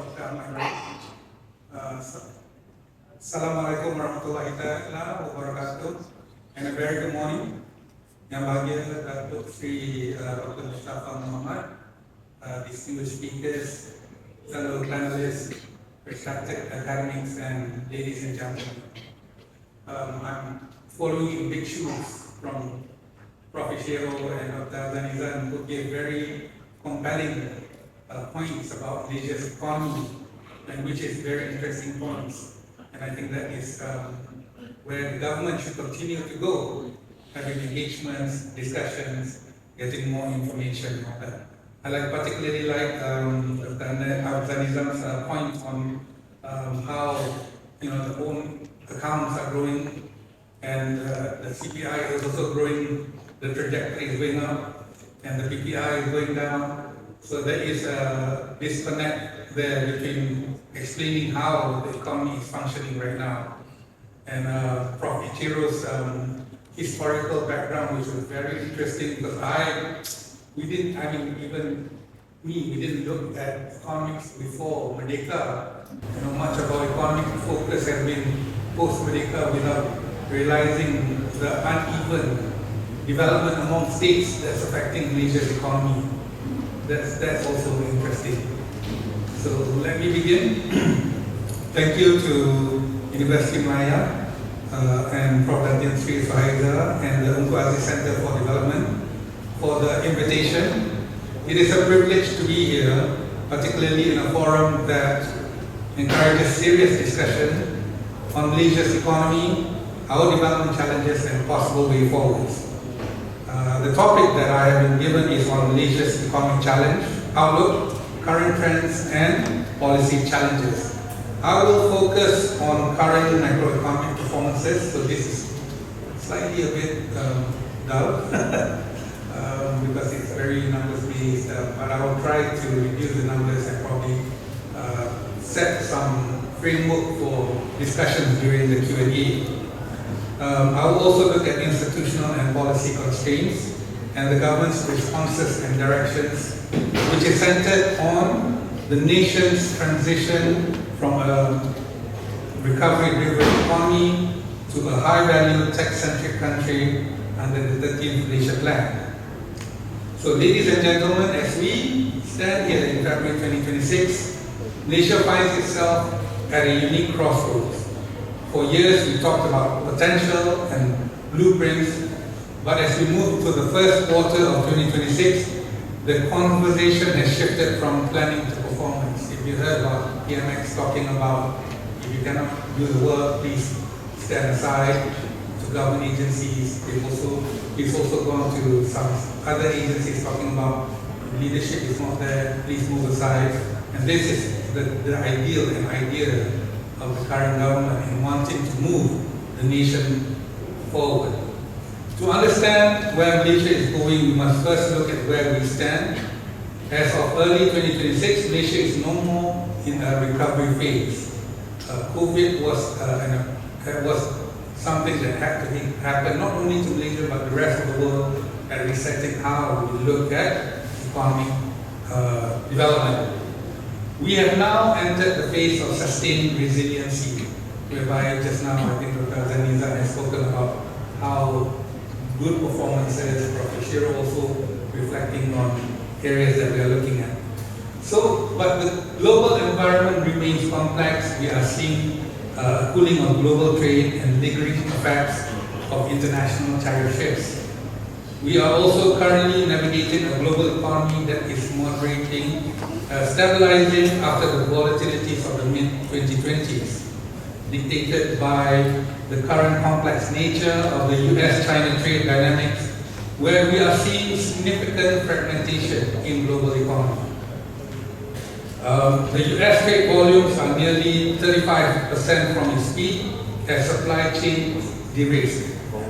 However, Malaysia has emerged resilient as fundamentals have made us primary destinations for firms diversifying their manufacturing base. Malaysia's macroeconomic fundamentals remain remarkably steady. We are entering the first year of the 13th Malaysia Plan with a clear momentum that distinguishes us from many of our regional peers. As of 2026, we have officially moved into the 13th Malaysia Plan. This is not just another 5-year plan. It is a fundamental Melaka Semula Pembangunan, or redesigning the development. The targets for the 13th Malaysia Plan is now have been set at an average of GDP growth of 4 to 5 to 5.5% over the next 5 years. We are aggressively pushing for economic complexity. We're trying to make our economy more complex And the goal is to move towards becoming, in a way, how shall I say, digital creators rather than digital users. This includes a targeted 1 trillion ringgit Malaysia in the E&A sector export by 2020, fueled by high growth, high value sectors and various key policies like the NIMP, NSS, National AI Framework and Halal policy. We are also aiming for fiscal resiliency by setting a commitment to lower the fiscal deficit to below 3.0%.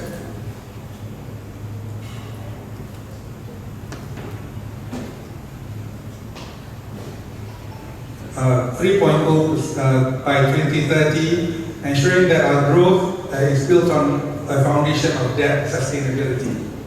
In terms of performances, Malaysia's economy is projected to expand by 4.0 to 4.5% in the midterm. While this is a slight moderation from the 4.8% high of 2025, it represents a transition to a more sustainable, value-driven growth model. The story of our GDP this year is anchored by domestic demand, as mentioned by Dr. Afzanizam, which remains the primary engine of growth. Private consumption is expected to grow by 5%, supported by record high employment rate, significant cash transfers like the Sumbangan Tunai Rahmah SDR that has been increased to 15 billion ringgit. Gross fixed capital formation is also forecasted to rise by 5.2%, where we are now in the harvesting phase of the 330 billion ringgit in approved investments from 2024. Massive projects like the AI data centers in Johor and advanced wafer fabrication plants in Penang's Korean Integrated Industrial Park or KIGIP are moving from groundbreaking to operational stages. Global tech giants have tripled their annual capital expenditure, projected to exceed USD 500 billion globally in 2026, and we're moving forward, where it shows that Malaysia is no longer just a spectator in this cycle, but we have become a very important node in the whole supply chain. This AI gold rush is the primary supply side counterweight to a cooling global economy, providing a multi-year uplift to our export-oriented industries.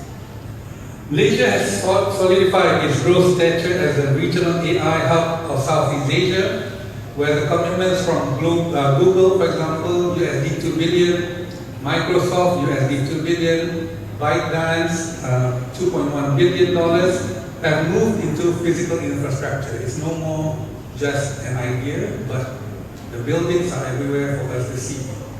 These are anchors of our new digital ecosystem.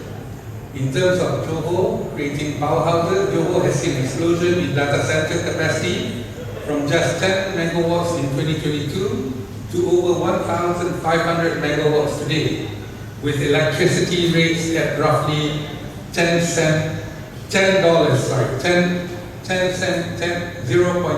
US dollar kilowatt per hour, less than half of Singapore's. And the launch of the Johor Singapore Special Economic Zone, we have created a high-yield AI factory for the region. The graphics processing unit surge also showed our technological lead is best seen in our trade data. In early 2025, Malaysia saw a 3,400% surge in GPU imports. By 2026, these high-performance chips are being deployed across our industries, from predictive maintenance in smart factories to AI-driven agriculture in the 13th Malaysia Pan hubs. Our labour market is perhaps our strongest macroeconomic signal.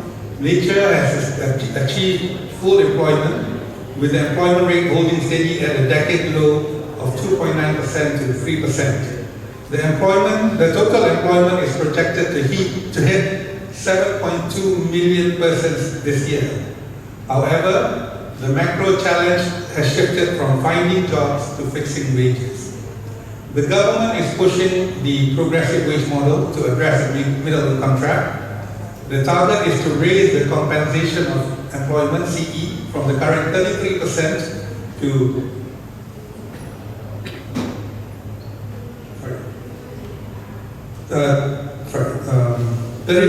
to 40% of GDP by 2030. Youth unemployment remains a lingering structural concern at 10%, emphasizing that while jobs are available, a skills mismatch in high-tech sector persists. We have high-tech jobs coming in, but our graduates need rapid upskilling in AI and STEM to fill them. Despite the implementation of bold fiscal reforms, including the Raw 95 subsidy rationalization, inflation has remained remarkably contained. Headline inflation for 2026 is projected to range between 1.3% and 2%. Bank Negara Malaysia has maintained a stable overnight policy at current rates. This neutral stance provides a predictable environment for businesses to plan long-term capital expenditure. And by keeping the OPR at this neutral level, BNM is providing a predictable environment for businesses while the ringgit finds its footing. As of early 2026, the ringgit has shown improved strength, trading at around 3 ringgit 90 cents to 4 ringgit 10 cents against the US dollar. And the performance across our sectors is diverse. For services, growth at 5.2%. This is our largest sector. Supercharged by Visit Malaysia Year 2026, we are on track to exceed 35 million visitor arrivals, providing a massive boost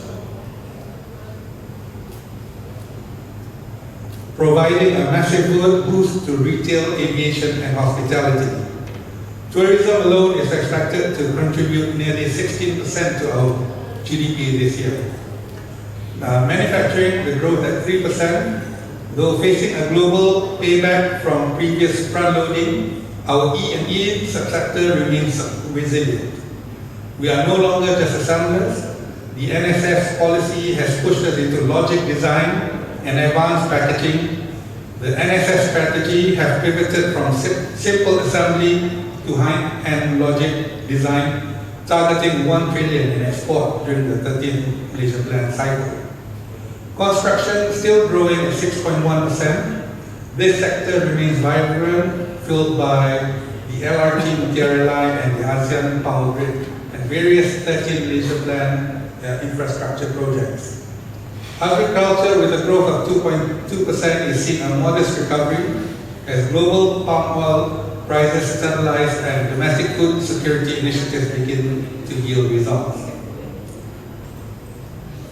While our macro numbers are strong, Malaysia do face institutional and policy constraints and challenges. Among them are fiscal space. We are entering the first year, as I mentioned just now, with a massive development expenditure ceiling of 430 billion. We are also bound by the Public Finance and Fiscal Responsibility Act, which mandates a deficit target of 3% to 3.5% of GDP, where nearly 95% of our revenue is currently for operating expenditure, primarily civil service emoluments and retirement charges. Under FRA, we must bring down our debt to GDP ratio to around 60%. This raises the question of how we fund large-scale projects while cutting the deficit to 3.5%. In terms of trade uncertainty and fragmentation risks, much of the export surge we saw last year was driven by front-loading. Businesses rushing to beat the 2025 US-China tariff deadlines. Malaysia recently signed the ART, the Agreement on Reciprocal Trade, to mitigate the US tariff threats. But it comes with a catch where we must now actively police our own borders against competing countries' friendship. This puts our exporters in a geopolitical quandary where a single compliance nightmare could disrupt an entire supply chain for our E&E sector, which we saw happening last year. Global trade growth is projected to stall at just around 0.5%, less than 1%, where Malaysia is positioned as a neutral bridge. But neutrality is expensive to maintain when your two biggest trading partners are decoupling. Then we have the challenge of the M40 squeeze. The government's biggest domestic challenge is the last mile of subsidy rationalization, where while the B40 is protected by the STR SARA cash transfers, and other welfare programs, the lower M40 remains vulnerable. Then there is also the challenge of psychological inflation. Even if the actual CPI stays below 2%, the inflation is still considered high when it is compared with the cost of living. If we don't manage this narrative, we risk a consumption chill, where the middle class stops spending, dragging down the 5% private consumption target we've set for the year. And then we face the challenge of labor market paradox, where one, we attracted billions of investment from Google, Microsoft, and semiconductor giants, but we also find difficulty in looking for talented candidates in those fields. Two, while we have reached full employment, we are also seeing Malaysians seeking greener pastures for higher wages. Three, the government's move to tighten foreign worker quotas, limiting them to 15% of total workforce, but it creates short-term operational pain for the construction and plantation sectors that are not yet ready to fully mechanize. Then we have most importantly, we have the managing ambition and expectation realities with realities challenges, where our ambition is really big, our expectations are huge, but we also face challenges in meeting those strengths. For example, to protect local residents, the state government recently had to freeze new applications for Tier 1 and Tier 2 data centers because they are water intensive. Then we saw that the NETR aims for 70% renewable energy by 2050, but the institutional constraint is in the speed of upgrading the transmission lines. Then the continued, of course, is the governance gap and policy coordination. One, fragmentation. We have multiple master plans, the NIMP, the NETR, the 13th Malaysia Plan, National Halal Policy, National AI Policy. And while these are very good policies, these are framework for where we are heading towards complex economy. However, we also find that the states have not followed suit in trying to implement those plans, especially with state-level approvals and matters regarding land and building permits. Two, regulatory complexity. Malaysia's regulatory framework for high-tech startups and green tech remains complex. Navigating the last mile from approved permit to a functioning factory still takes longer here than equally competitive nations. Breaking down these ministerial silos is the primary goal of the public sector reform agenda. These are not just economic challenges, they are existential challenges for our status as a high-income nation.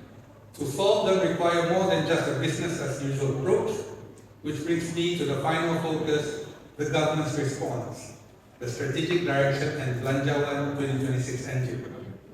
Ladies and gentlemen, we have discussed the what, our macro performance, the why, our institutional hurdles, and now let's talk about the how. 2026 is a milestone year because Belanjawan 2026 is the inaugural budget of the 13th plan with a total allocation of more than 400 billion. The budget marks a decisive shift from stabilization to structural transformation.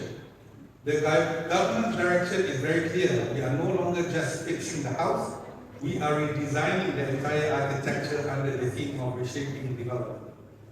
Both the 13th Plan and Belanjawan 2026 is structured on three pillars, which are governance, raising the ceiling, and raising the floor in that order.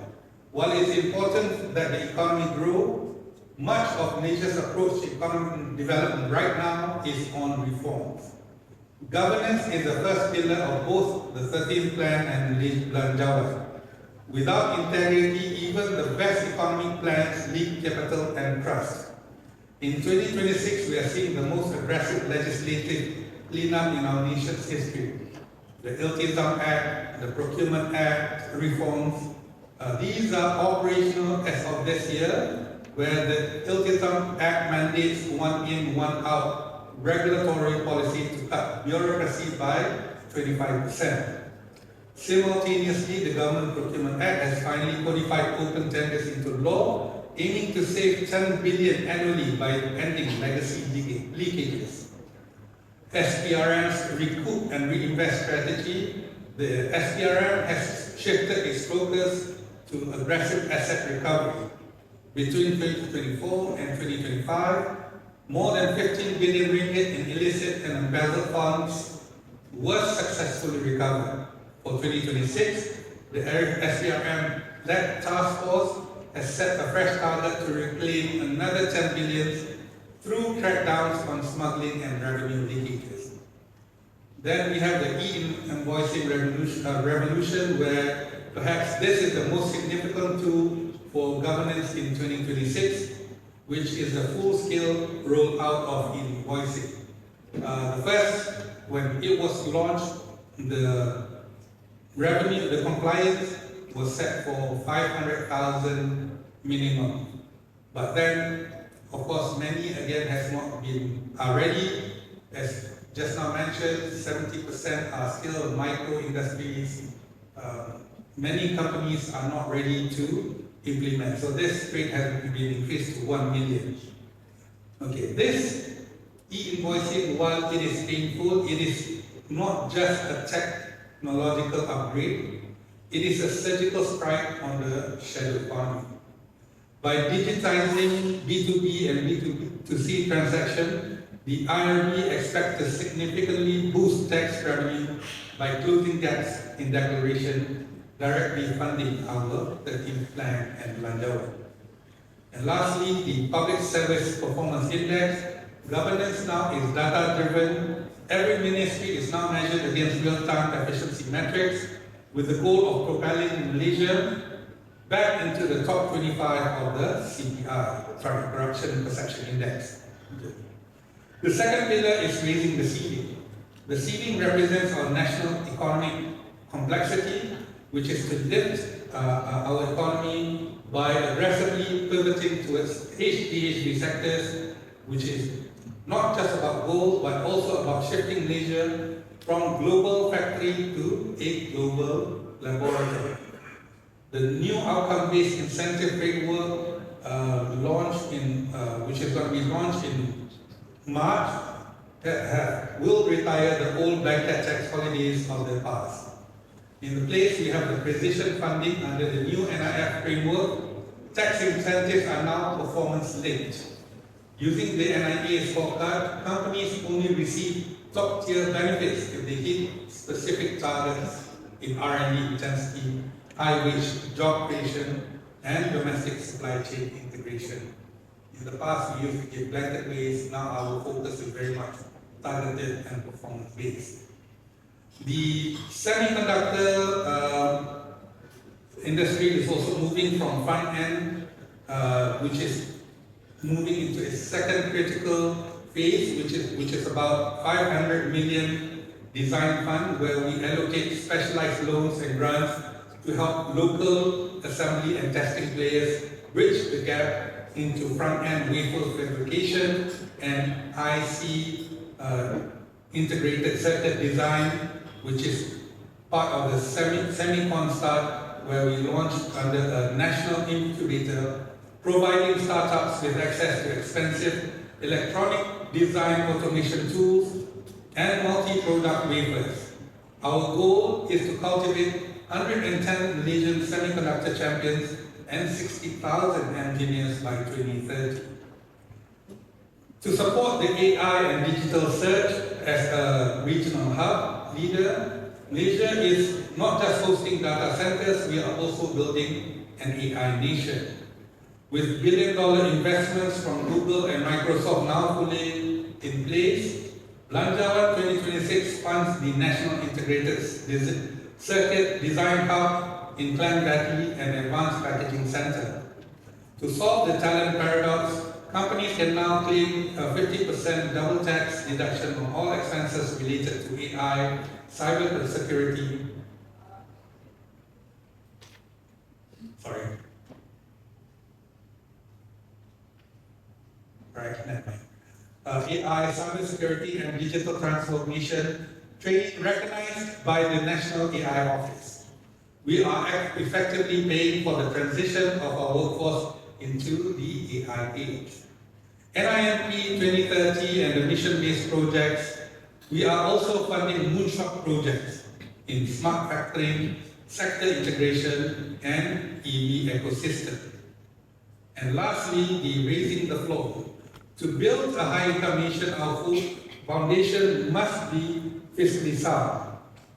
The government is pushing towards to lower fiscal deficit to 3.5% of GDP, and this is where the subsidy pivot of rationalizing subsidies going into full swing by shifting from a broad-based subsidy distribution into a more targeted model. The government has freed up to 15 billion last year. The revenue reinvestment will be used to assist in development expenditure, which stands at 81 billion. We are trading fuel subsidies for future-proofing infrastructure like the ASEAN Power Grid. In raising the floor as we enter 2026, we are not just talking about welfare, it is also about structural labor reform and ensuring every nation can live a life in dignity amidst shifting global costs. The first and most direct intervention has been the adjustment of the national minimum wage up to 1,700 ringgit Malaysia for all employers nationwide. Then we have the progressive wage model, where we are not just looking at setting a minimal wage, but we are looking at expanding it to cover nearly 50,000 workers across 5 sectors. The government is providing an incentive of up to 200 to 300 ringgit per month to employers who voluntarily raise wages based on certified skill upskilling. The goal is to steer towards a target where the CE rises to 40 to 45% by 2030, a significant jump from the 33% levels of previous years. In terms of social protection, for too long our floor had a giant hole, the informal sector. In 2026, we are trying to close it through various schemes like the I-Saraan Plus and the mandatory social contribution. In addressing the cost of living through SCR and SARA 2026, we are also addressing price pressures. Among them are the allocation of 15 billion for the SCR and SARA programs, which aided up to 9 million recipients. This 9 million recipients are able to purchase basic goods. Now we are looking at a B40 household with 5 children can now receive up to 4,000 ringgit a year in combined assistance. The SARA program, which provides credit for essential food items, has been expanded to 10,000 participating outlets nationwide, ensuring that rural communities in Sabah and Sarawak have the same food security floor as those in Klang Valley. Raising the floor means investing in future capacity of our people. One of the areas that we're looking at is education and healthcare, where Belanjawan 2026 earmarked 67 billion for education and 45 billion for healthcare, where we are building 350 new preschool classes and upgrading 520 dilapidated schools, specifically focusing on regional equity. By fully integrating the RON 95 rationalization, we are ensuring that billions we are used to spend on subsidizing fuel for the ultra-rich and foreigners, which is roughly 8 billion in annual savings, is now redirected into the pockets of the needy. As we head into 2026, translating 13th Malaysia Plan into reality is a major focus of the government. The plan is not just a plan, but we are also looking at the plan driving Malaysia's economy. Some of the areas that we're looking at are the centerpiece of our infrastructure push is the 2 billion Sambungan Cable Dasar Laut Madani Salam, 3,190 kilometers undersea cable system which is connecting Peninsula Malaysia with Sabah and Sarawak. This Salam program is the first physical step towards the ASEAN Power Grid and an integrated regional data market. Then the second one is we're looking at the AI Hub, which is our data currency, which is funds being channeled towards the National Digital Trust and Data Security Strategy, where we are establishing an independent data commission to ensure that global giants, ByteDance and Microsoft, while they are having in Malaysia, where they're having business in Malaysia, they are also protected by a legal, world-class legal framework. And then lastly, which is the Visit Malaysia year as our growth catalyst. We are leveraging the VMY PM 2026 campaign as an immediate economic engine. The government has dedicated over 500 million specifically for Visit Malaysia year, where part of the upgrades are on marketing and cultural preservation. Part of the allocation are also at increasing infrastructure upgrades in transportation sectors. Ladies and gentlemen, to wrap up our session, my session, if there is one phrase to define the state of our nation in February 2026, it is this: Malaysia is structurally strong but cyclically cautious. We have laid a formidable foundation. Our macroeconomics indicators from a record low of 3% unemployment rate, from 3% unemployment rate, our GDP of 4.5% GDP growth show an economy that has matured beyond simple recovery. We are no longer just reacting to global shocks, we are building an internal resilience to withstand them. Our focus on economic complexity and governance ensures that we are moving towards a high-value future and not just high-value now. As we look at the months ahead, the outlook remains promising, supported by narrowing interest. Supported by narrowing interest rate differentials, our strict adherence to the FRA, the ringgit is projected to remain stable at the said ranges. The stability is the bedrock for investor confidence and local purchasing power. High income, we are entering the home stretch with our current growth trajectory and the structural reforms in wages and high-tech adoption. Malaysia is on a clear path to cross the high-income nation threshold by 2028. This is a statistical win where it represents a fundamental uplift in our quality of life, healthcare, and opportunities available to every Malaysian. Ladies and gentlemen, the year 2026 is where we turn our focus to implementation and not just plans. For investors, the budget and the 13th plan is not just a document on the shelf, it is physically being built through projects.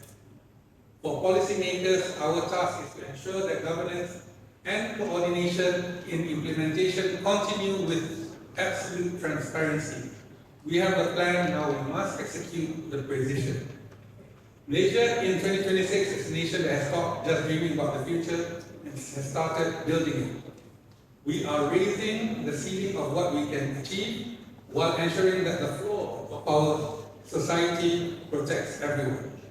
The road ahead is challenging, but we are traveling it from a position of unprecedented strength. With that, I end my speech. Thank you. Assalamualaikum. Thank you very much. Dr. Ridzuan, enlightening presentation. Can I now invite all the three speakers to come up on stage? So this is, please. We are ready for question time. I'm sure there are many questions to be asked. Yeah, I already see hands behind.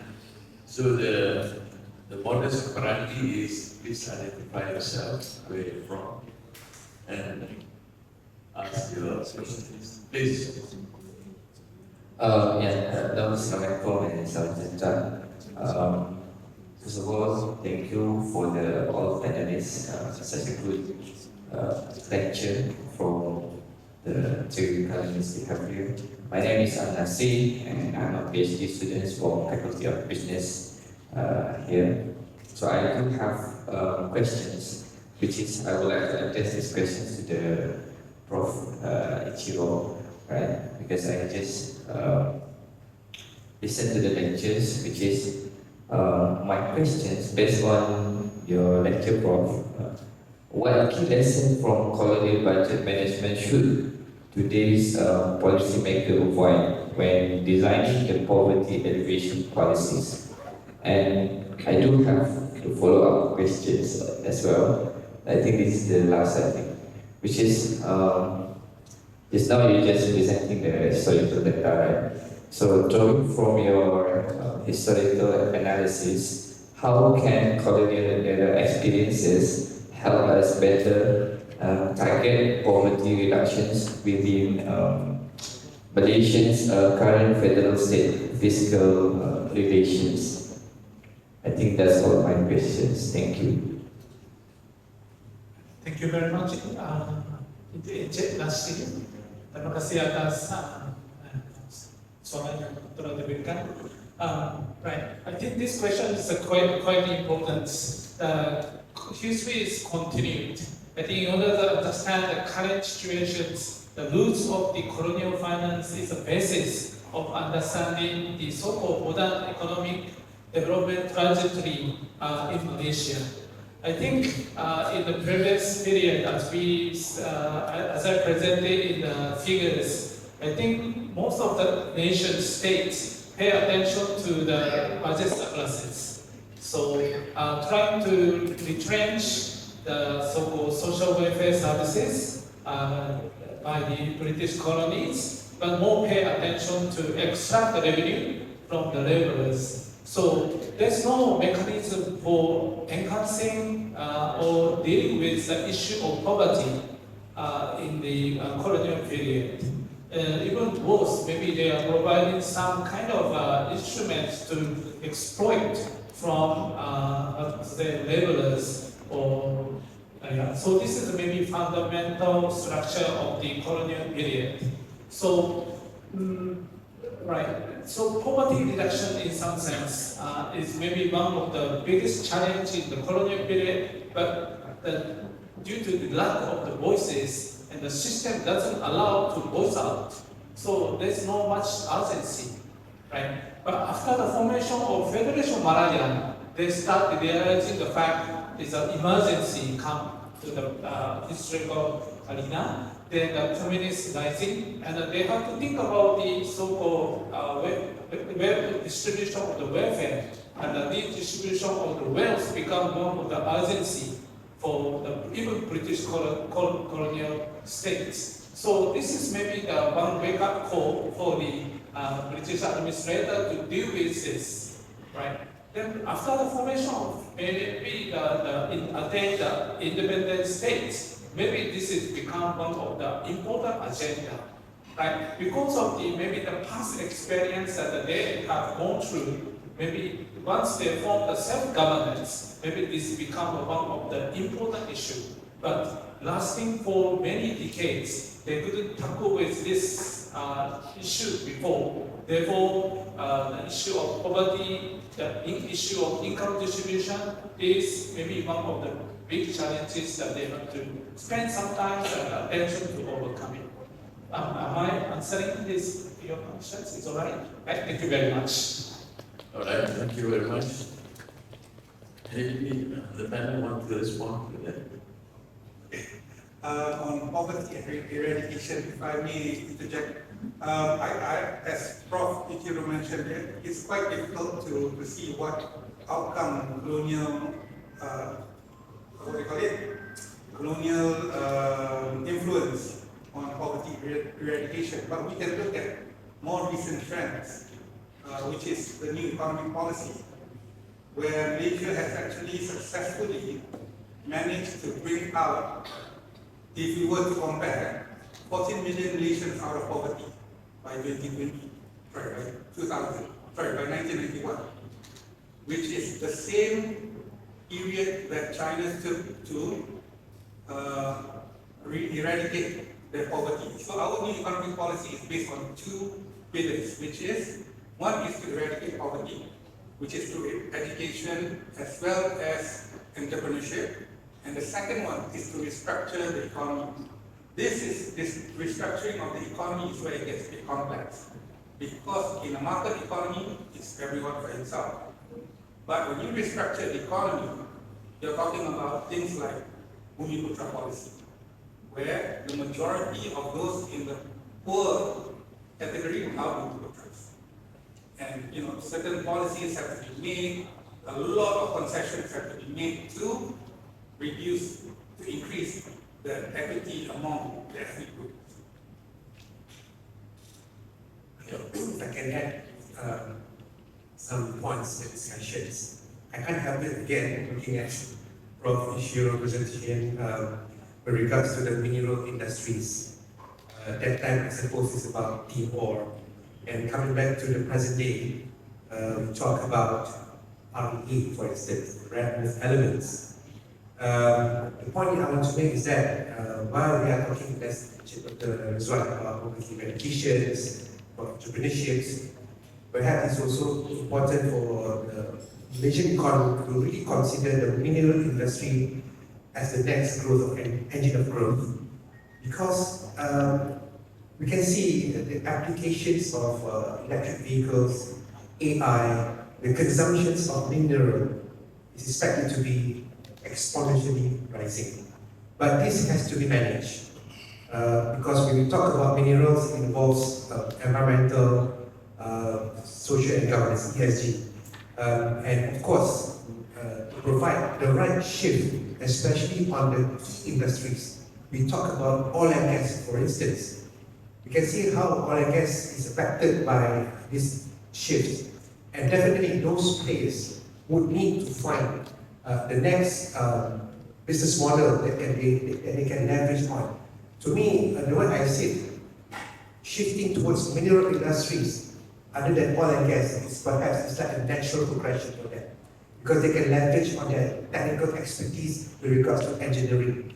So again, it's about how identifying the growth drivers that can spark the right kind of economic activities that ultimately will result in significant reductions in poverty. So I think mineral industry, what it may sound taboo, but I think we need to have an open mind and a frank discussion about how the country should be able to develop these industries. All right. Any other questions? Yes, please. Thank you. Yeah, please. Yeah. Does it work? Thank you, Mr. Moderator. I'm Ichiro from Department of Economics, UN. Ichiro, thank you for the historical flashback. I have to admit that we are proud of the fact that you are our alumni. So you are coming back to lecture us on the history. It's a great lesson, considering the fact that not many of us understand history as a reflection of the current things, right? Now, I do question for the three gentlemen, if you can share it in terms of the answering later on.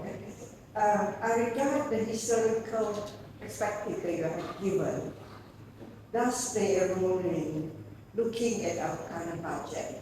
Just one thing, the figure that you show really reflects that if one look at the budget before the war, clearly the geo-economic differences between the region plays an important role in shaping whether the state or the country is performing in relation to the others.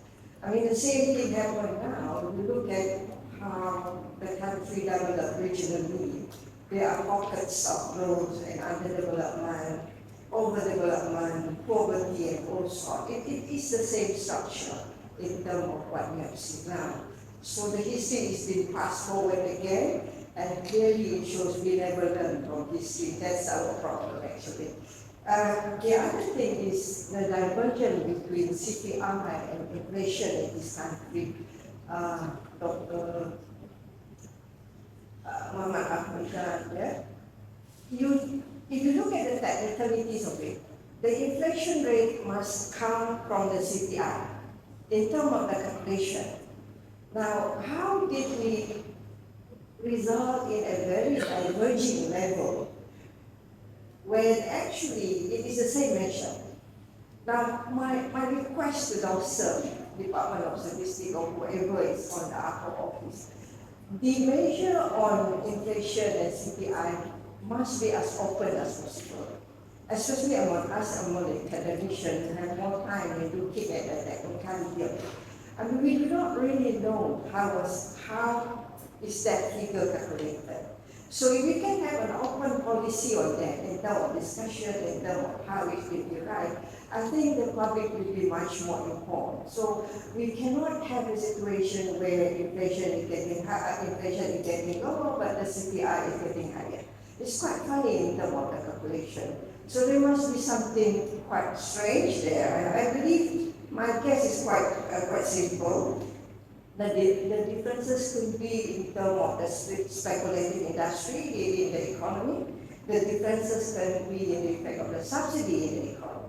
So this has to be taken into account in looking at why the two measures are different. Well, it comes from the same data and measures, way of calculating it, right? The first one is the son, the first one is the father, the second one is the son, actually. So it's just so much different in terms of the DNA, so it baffles us in terms of the differences. The last one that I do want to sort of share across Dr. Kushairi is that we do have good adjusting plan on board, right? On the strategic plan.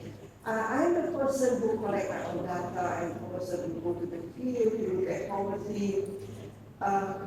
Just the fact that whatever is being announced in terms of the policy and the program, be it in terms of the region, or be it in terms of the space, or be it in terms of geographical differences, the translation of the policy into real program, especially among the ordinary citizens out there, is quite disturbing in terms of you have on one hand the government announcing good policy measures, but when it comes to the translation of it, the monitoring and the evaluation, it become very problematic. It can be a lot of problems, it can be a lot of factors in terms of the misinformation and the mismatch and whatnot. I think what we have is, in terms of the policy design, is already good, but we are lacking in terms of the monitoring and translating it, the whole policy into towards the ordinary citizen out there, especially in terms of job, in terms of income, in terms of opportunity. So the divergence not only being reflected in terms of regions, but also in terms of ethnic group, in terms of gender, and in terms of just differences of character at the ground level. Thank you very much. All right.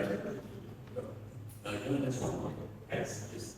Thank you very much, Professor, for posing this question about the importance of history to understand the current phenomena of Malaysian economic structures. Economic history in Japan and maybe European states, economic history can be treated one of the very important fields And when I actually joined this university, initially I joined the Department of South Asian Studies at the Faculty of Arts and Social Sciences. And Professor Shahari Tariq is the one who compiling the annual report from all over the states, those days, by using microfilm machine and copy machine.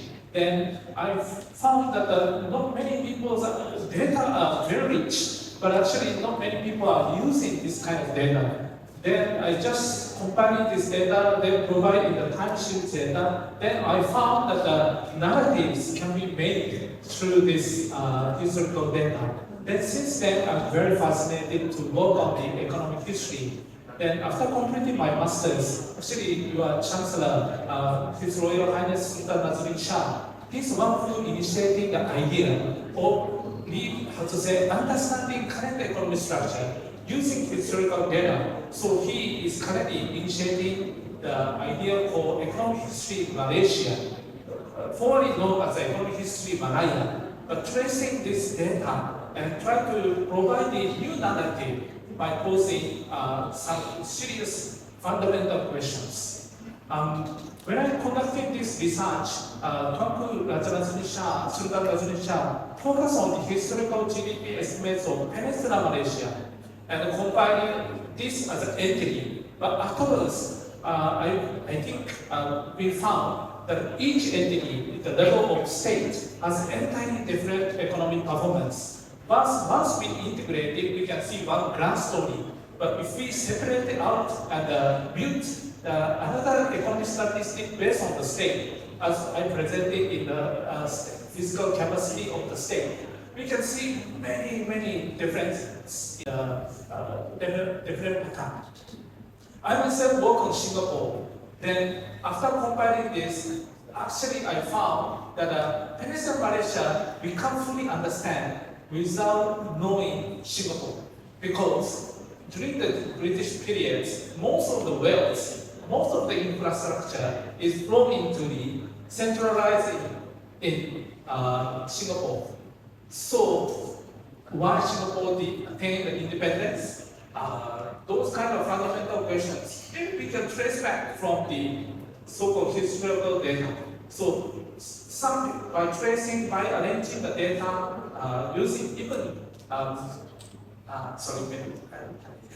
I'm currently working on the estate duty files in the National Archive. They're providing the asset that they accumulated.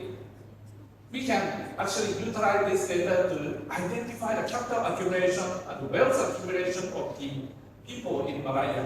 So fundamental issues even can be elaborated and scrutinized, and many questions maybe we can lead in future. So hopefully, I will maybe the diamonds. I will try to even pursue this kind of exercise. To me, at this stage, exercise for accumulation of wealth using primary data and the construction of the historical long-term economic statistic in the level of the states, maybe can lead some interesting question, and we can lead interesting, analysis for understanding current modernization of the economic development of Malaysia. Thank you. Thank you for the questions on CPI and inflation. I got this a lot of. My quick immediate response is that same but different, because it comes from the same thing as you said. Because inflation effectively is the rate of change of price appreciation, whereas the consumer price index is price level but in aggregate form. So from central bank point of view, their target, one of the key parameters is to look at inflation, and to that they are happy where the inflation we are grounding in at the moment. But the problem is that on the cost of living, which is reflected in the CPI, still going up almost steadily. So that itself is a sign that the market is inefficient. That's why I think the key point that I'm indicating in my presentation, one of the components in the market economics is to look at the role of GLCs. Because if you look at why prices are going up at a time when last year, ringgit has been appreciated against dollar by 10%. the best performing currencies in this region. But in terms of prices, not many people on the street actually enjoying it, simply because in the economy we learn about this like that. We learn about price rigidity. Prices are sticky downward, menu costs. I think those other things are very real. For businesses, there's no incentive for them to cut down their prices, even though they have been enjoying importing raw material at low prices as a result of currency appreciation. Because at the same price level, people just continue to buy it. The market will clear. But the clearing prices at a situation where it's very inefficient.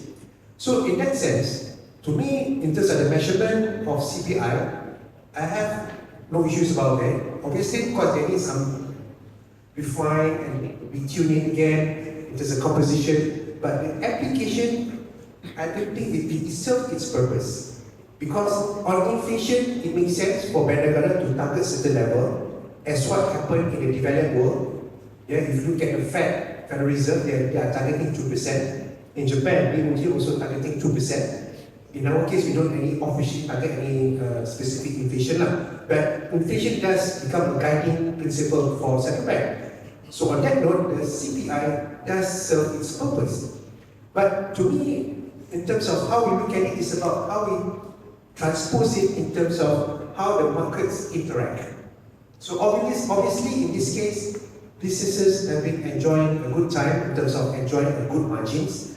But this is where I think introducing more competitive pressure, more competitive landscape would actually nudge these businesses to actually offer a very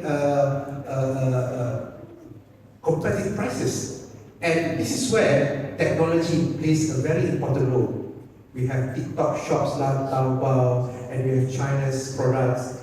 From consumers' point of view, we like it because it's cheaper, it's efficient, but it creates problems to the businesses. For instance, in automotive industries, the recent measures on the CBU, the minimum is now what 250,000. That is essentially capped the competitive forces in the EV space in local automotive industries. So to me, I think in terms of measure, I have issues, but the big picture is about the competitive forces that should be the catalyst for a better in terms of price discovery mechanism.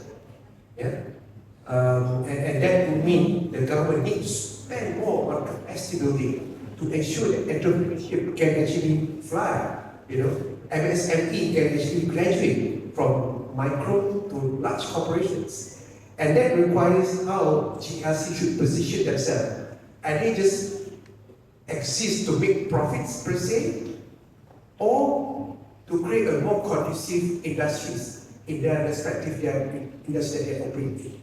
So I think, to me, CPI and inflation, there's a lot of information we can extract from that. Which, on that note, I think it serves its purpose. It's just, of course, over time, if I'm not mistaken, every 5 years, DOSM will review the CPI basket. If I can recall, food and non-alcoholic beverages, it used to be around 33% in terms of the weight. But over time, we can see because of changing patterns, now the food and non-alcoholic beverages now stands about 29.8% in terms of the weighting in the CPI. So on that note, it does reflect the DOSM efforts to actually review the validity of CPI. But for me, it's more on the application part. To me, it really reflects the inefficiencies in the market and industries. I hope that answered the question, Prof. Okay, thank you. If I may touch on inflation, one of the things that we noticed post-COVID was that when we talk about basket of goods, was that the biggest spending habits, or the biggest spending patterns of consumers, this was done by DOSM, was that they spend more on restaurants, hotels, and tourism. So these are actually something that is, for us, when we saw the data, is something that a changing of consumer behavior. It's more of They're no more, in a way, they're no more making food at home, they're buying food outside. How this is described or translated, how this is analyzed, it requires deeper investigation. But we suspect that the changing dynamics in behavior is a result of probably changing lifestyle of Malaysians themselves. In the past, we were low income, so we made stuff, we cooked at home, but due to changing lifestyle, the broadening of the middle income has made people be able to afford some goods outside. Maybe also the line of credit, the extension of line of credit, but luckily our household debt is still manageable. But that can also contribute to changes in lifestyle. When it comes to inflation, when it comes to feeling good between plan and reality, I like to use analogies. For example, with pisang goreng. In the past, pisang goreng for 5 pisang goreng you can get for 50 cents. Now, 3, and not just the full pisang, the slice, half of the slice pisang, half of the slice pisang, 3 of that costs 1 ringgit, for example, now. So, but if you think about it, these goreng pisang sellers, they don't pay local authority rates. They sell by the roadside. They are, basically their cost of doing business is really low. All they need is just a quality roof over that canopy, and they just sell. So why does 1 ringgit in the past that can have 5 full pisang become 3 quarter pisang today for 1 ringgit? So we have to look at the supply chain itself. When you look at the supply chain, you look it backwards, it could be that their lifestyle has also increased.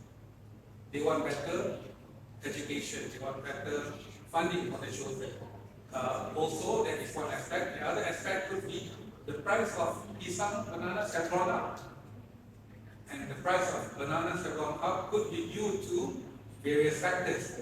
Probably we are non-producing country, banana country. Or if we are, it is the cost of regulations when it comes to increased price of banana. So when we talk about whether the plan or people don't feel about it, the realities on the ground, when the government develop policies, it is, as mentioned just now, on macroeconomics.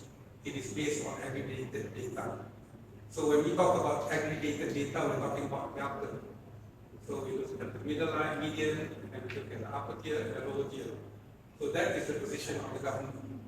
But when it comes to people not feeling on the ground, they are actually feeling like, hey, I'm not in that, I'm not getting anything.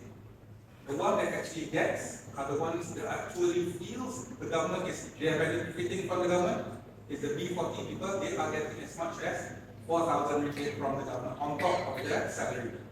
So we have set for those recipients at 5,000 ringgit. So if they were to get additional 4,000, that's 9,000 ringgit for them. Total. So they have actually moved based on their minimum income because they are lower threshold. They are actually moved into the M40 with government. So they feel it. For those in the M40 above 5,000 ringgit, they suddenly realize like, hey, these people are living a better life than me. I'm getting 6,000 ringgit. So I don't get free cheap housing. For those in the P40, they get the PPR, which only costs 150, 200 ringgit per month. For me, 6,000 ringgit, I have to pay 1,700 ringgit rent. So it's, again, the plan is there. I think one of the biggest challenges is to increase wages. That is our structural problem. Those youth labor, youth unemployment, or youth employment, they are starting at a range of 3,000 today estimated. Now it's slightly, but not all industries start at 3,000. Probably the new age economy, the digital age, they are getting 3,000. But for those traditional jobs, professional jobs, engineering, medical, professional accountants, when they come out in the industry, their salary is about 2000, 2005, which is not much different than 20 years ago. So there are issues with wages that has to be looked into. And when they get that kind of wage, especially with 70% micro industries, 95% SMEs, we're looking at people entering the job market with no yearly increment. So that increment may be less. So this is, of course, wages structure in the economy. All right. Yes, there was somebody else. Yeah, please.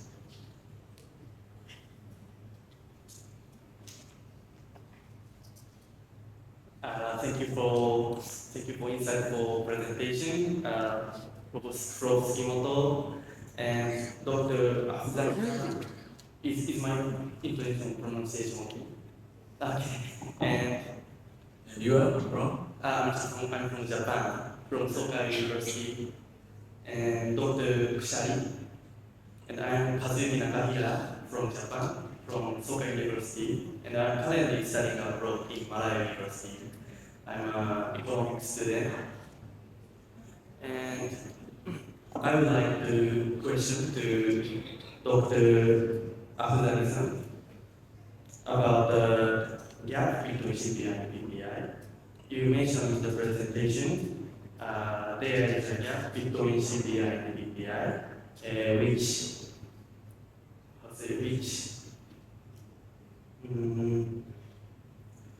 which express the lack of inefficient market. And I think in my perspective, this gap is partly resulted in the informal sector in Malaysia, which isn't counted as a CPI and PPI. And so I think government need to settle with this informal sector. On the other hand, I also have this informal sector is a kind of safety net for many workers. So my question is, how should the Malaysian government engage with the informal sector to support domestic economic activity effectively? Thank you. Okay. The main premise about the gap between CPI and PPI, as you rightly point out, is about the inefficiencies in the market, because PPI we can see there's a gyration in the price level, but in the case of CPI, the prices are very extremely downward sticky. So that clearly shows that the degree of inefficiencies. And while the government policies have been very positive towards businesses, they've been getting a lot of help. But when it comes to pricing, they won't simply pass the benefits to the consumers. So obviously, it's a function of the market here. So at the same time, your question is about how the government should engage with the informal sector. If I look at in the case of EPF, which is also one of the important government agencies when it comes to retirement savings. Since COVID, they have seen a lot of contributions or savings among the key employees, and their mobile team has been deployed effectively across the country. So we can see the contributions or savings among the key employees have risen quite significantly, and that was a result of their effective engagement with the key employees. So I suppose the other government agencies are replicating the same model, like SOCSO. Also, of course, they have been getting good traction in this regard. But beyond that, I think obviously the engagements has to be improved from time to time. What I understand that there's a lot of government assistance. I can't remember how many of them. The last time I heard in one of the podcasts by former Minister of Economy, Rafizi, he mentioned something about more than 200 assistance offered by the government agencies. So I think the question is about how this assistance can be effectively distributed to those who are qualified. So again, it's a question of what's the right mechanism to communicate to the stakeholders. So I think even Bank Negara also, I noticed they have been going around and explaining monetary policies to the various stakeholders. They have been traveling and meeting with the students, especially with the universities. And I also noticed from my own experience, my engagement with EPF, my engagement with Bank Negara, and other government agencies, they have established what I call that KOL, Key Opinion Leaders. So what they do, they will engage this KOL. So I'm one of, to them, it's one of the KOL. There's a lot of KOLs, obviously. So they will have an engagement and try to give the right information to this KOL. So this KOL in turn will speak to the media, will speak to the social media. For instance, last week I had a session with one of the well-known podcasters, Financial Fadis. So we talk about financial literacy. So all those information have been getting from the official source, the likes of Bank Negara and also EPF. So I guess the platform can vary, and I can see the evolutions, how government agencies try to adapt themselves by looking at technologies and try to be in touch with the stakeholders. So I guess that's an ongoing effort by the government. I hope that answers your questions. All right, yes. Behind that. Yeah, please.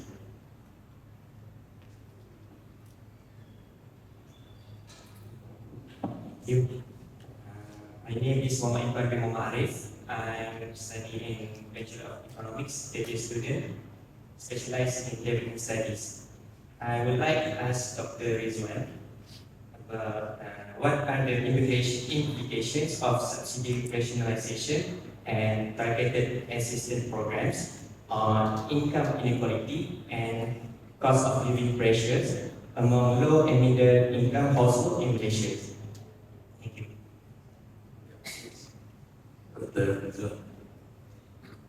Sorry, what are the implications of subsidy rationalization on, I didn't get the part. Targeted subsidy. On cost of living, is it? Yes. Okay. When it comes to subsidy rationalization, this is something that the government had to do because we required fiscal space. Fiscal space is a situation where, if you were to say in layman's terms, it's how much money you have in your pocket. Currently, the government, not to say we don't have the money, but we're looking for additional money because we don't want to finish everything right now. So in the past, when it comes to subsidy rationalization, it was broad-based. Everyone gets it, whether they're worthy or not. Some have said that, especially the T20, they say they pay taxes, so they should get some form of benefit. But then again, if they get the benefit, because our taxes are low, that's it. When you compare with other countries, the developed countries, the Nordic countries, the taxes are up to 55%, 50%, 55%. And ours is still around below 30%, which is now 30%, 28 to 30%, which is quite low comparatively. So regardless, we have to find new sources of revenue. Well, while it is not new, we have to find that space, which is subsidy rationalization. The government found that when you rationalize subsidies, there is as much as 15 billion savings that could be received per year. And that 15 billion will be rechanneled back into the economy. One of the areas that, if you were to receive, was the SARA.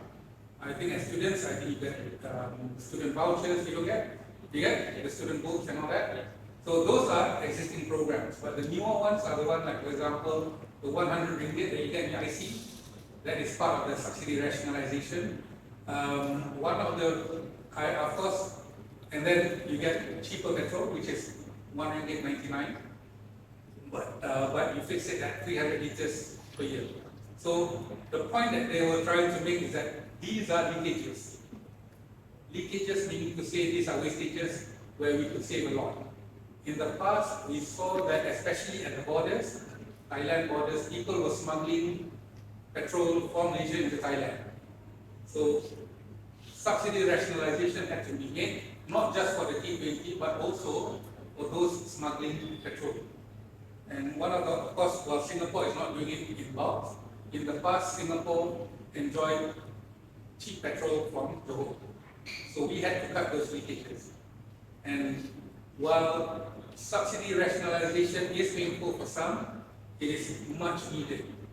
Then we can become a more efficient economy by utilizing better resources. And going forward, we need those money. We need those money to expand social welfare. People have been talking about schools. The cost of building schools, development has gone up. Hospitals, we need to pay doctors more. We need to try to retain talent in the public sector, because whether we like it or not, medical in Malaysia is still a much, healthcare in Malaysia is still a very much welfare based. But if you actually look at the data, we are seeing a growing private healthcare facilities. If I'm not mistaken, I'm trying to think of the data. In public healthcare, I think we have about less than 180, around 180 public healthcare facilities in Malaysia. But with private healthcare, there are over 200. So that means that the interest for medical practitioners, especially those that are stuck in public sector, to move to the private sector is higher. You know? And the ones, we are looking at the ones that are staying in service are the elderly people. So they are there. So what they're trying to do is, with this, what I'm trying to say is that they could lead to better benefits for specific professions in the public sector. Does that answer your question? Okay.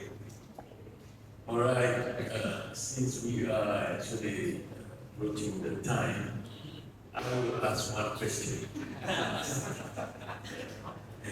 Because Afzanizam mentioned about the need to go into mineral industry, the rare elements, because it is a very topical thing now. Even Donald Trump came to asking for rare. I want to ask Dr. Ridzuan, what is the plan for Malaysia to develop the rare economy? Because this has been spoken for quite some time. Nothing seems to move really in a very organized way. Okay, when it comes to finding new sources of revenue, especially in the new innovative areas like rare earth, it's a very complex scenario.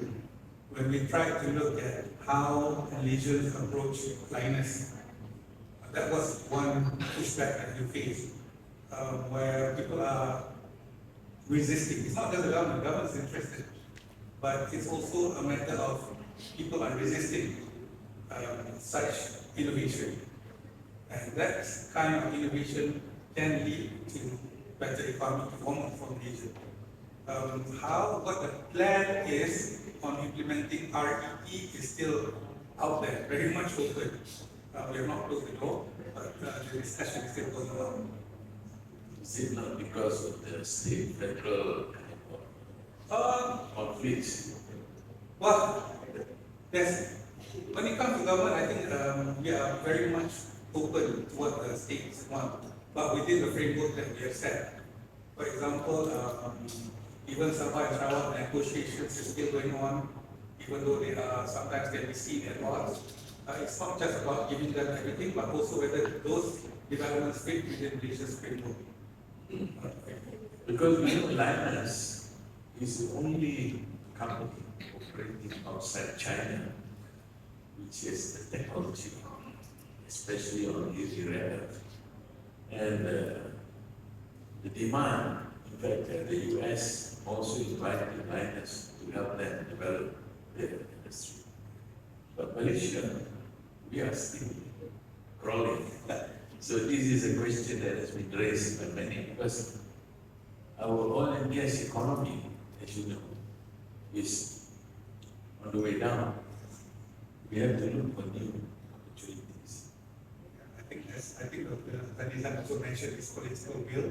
Yes. It's a political direction. So it's a lot of Any views from the floor?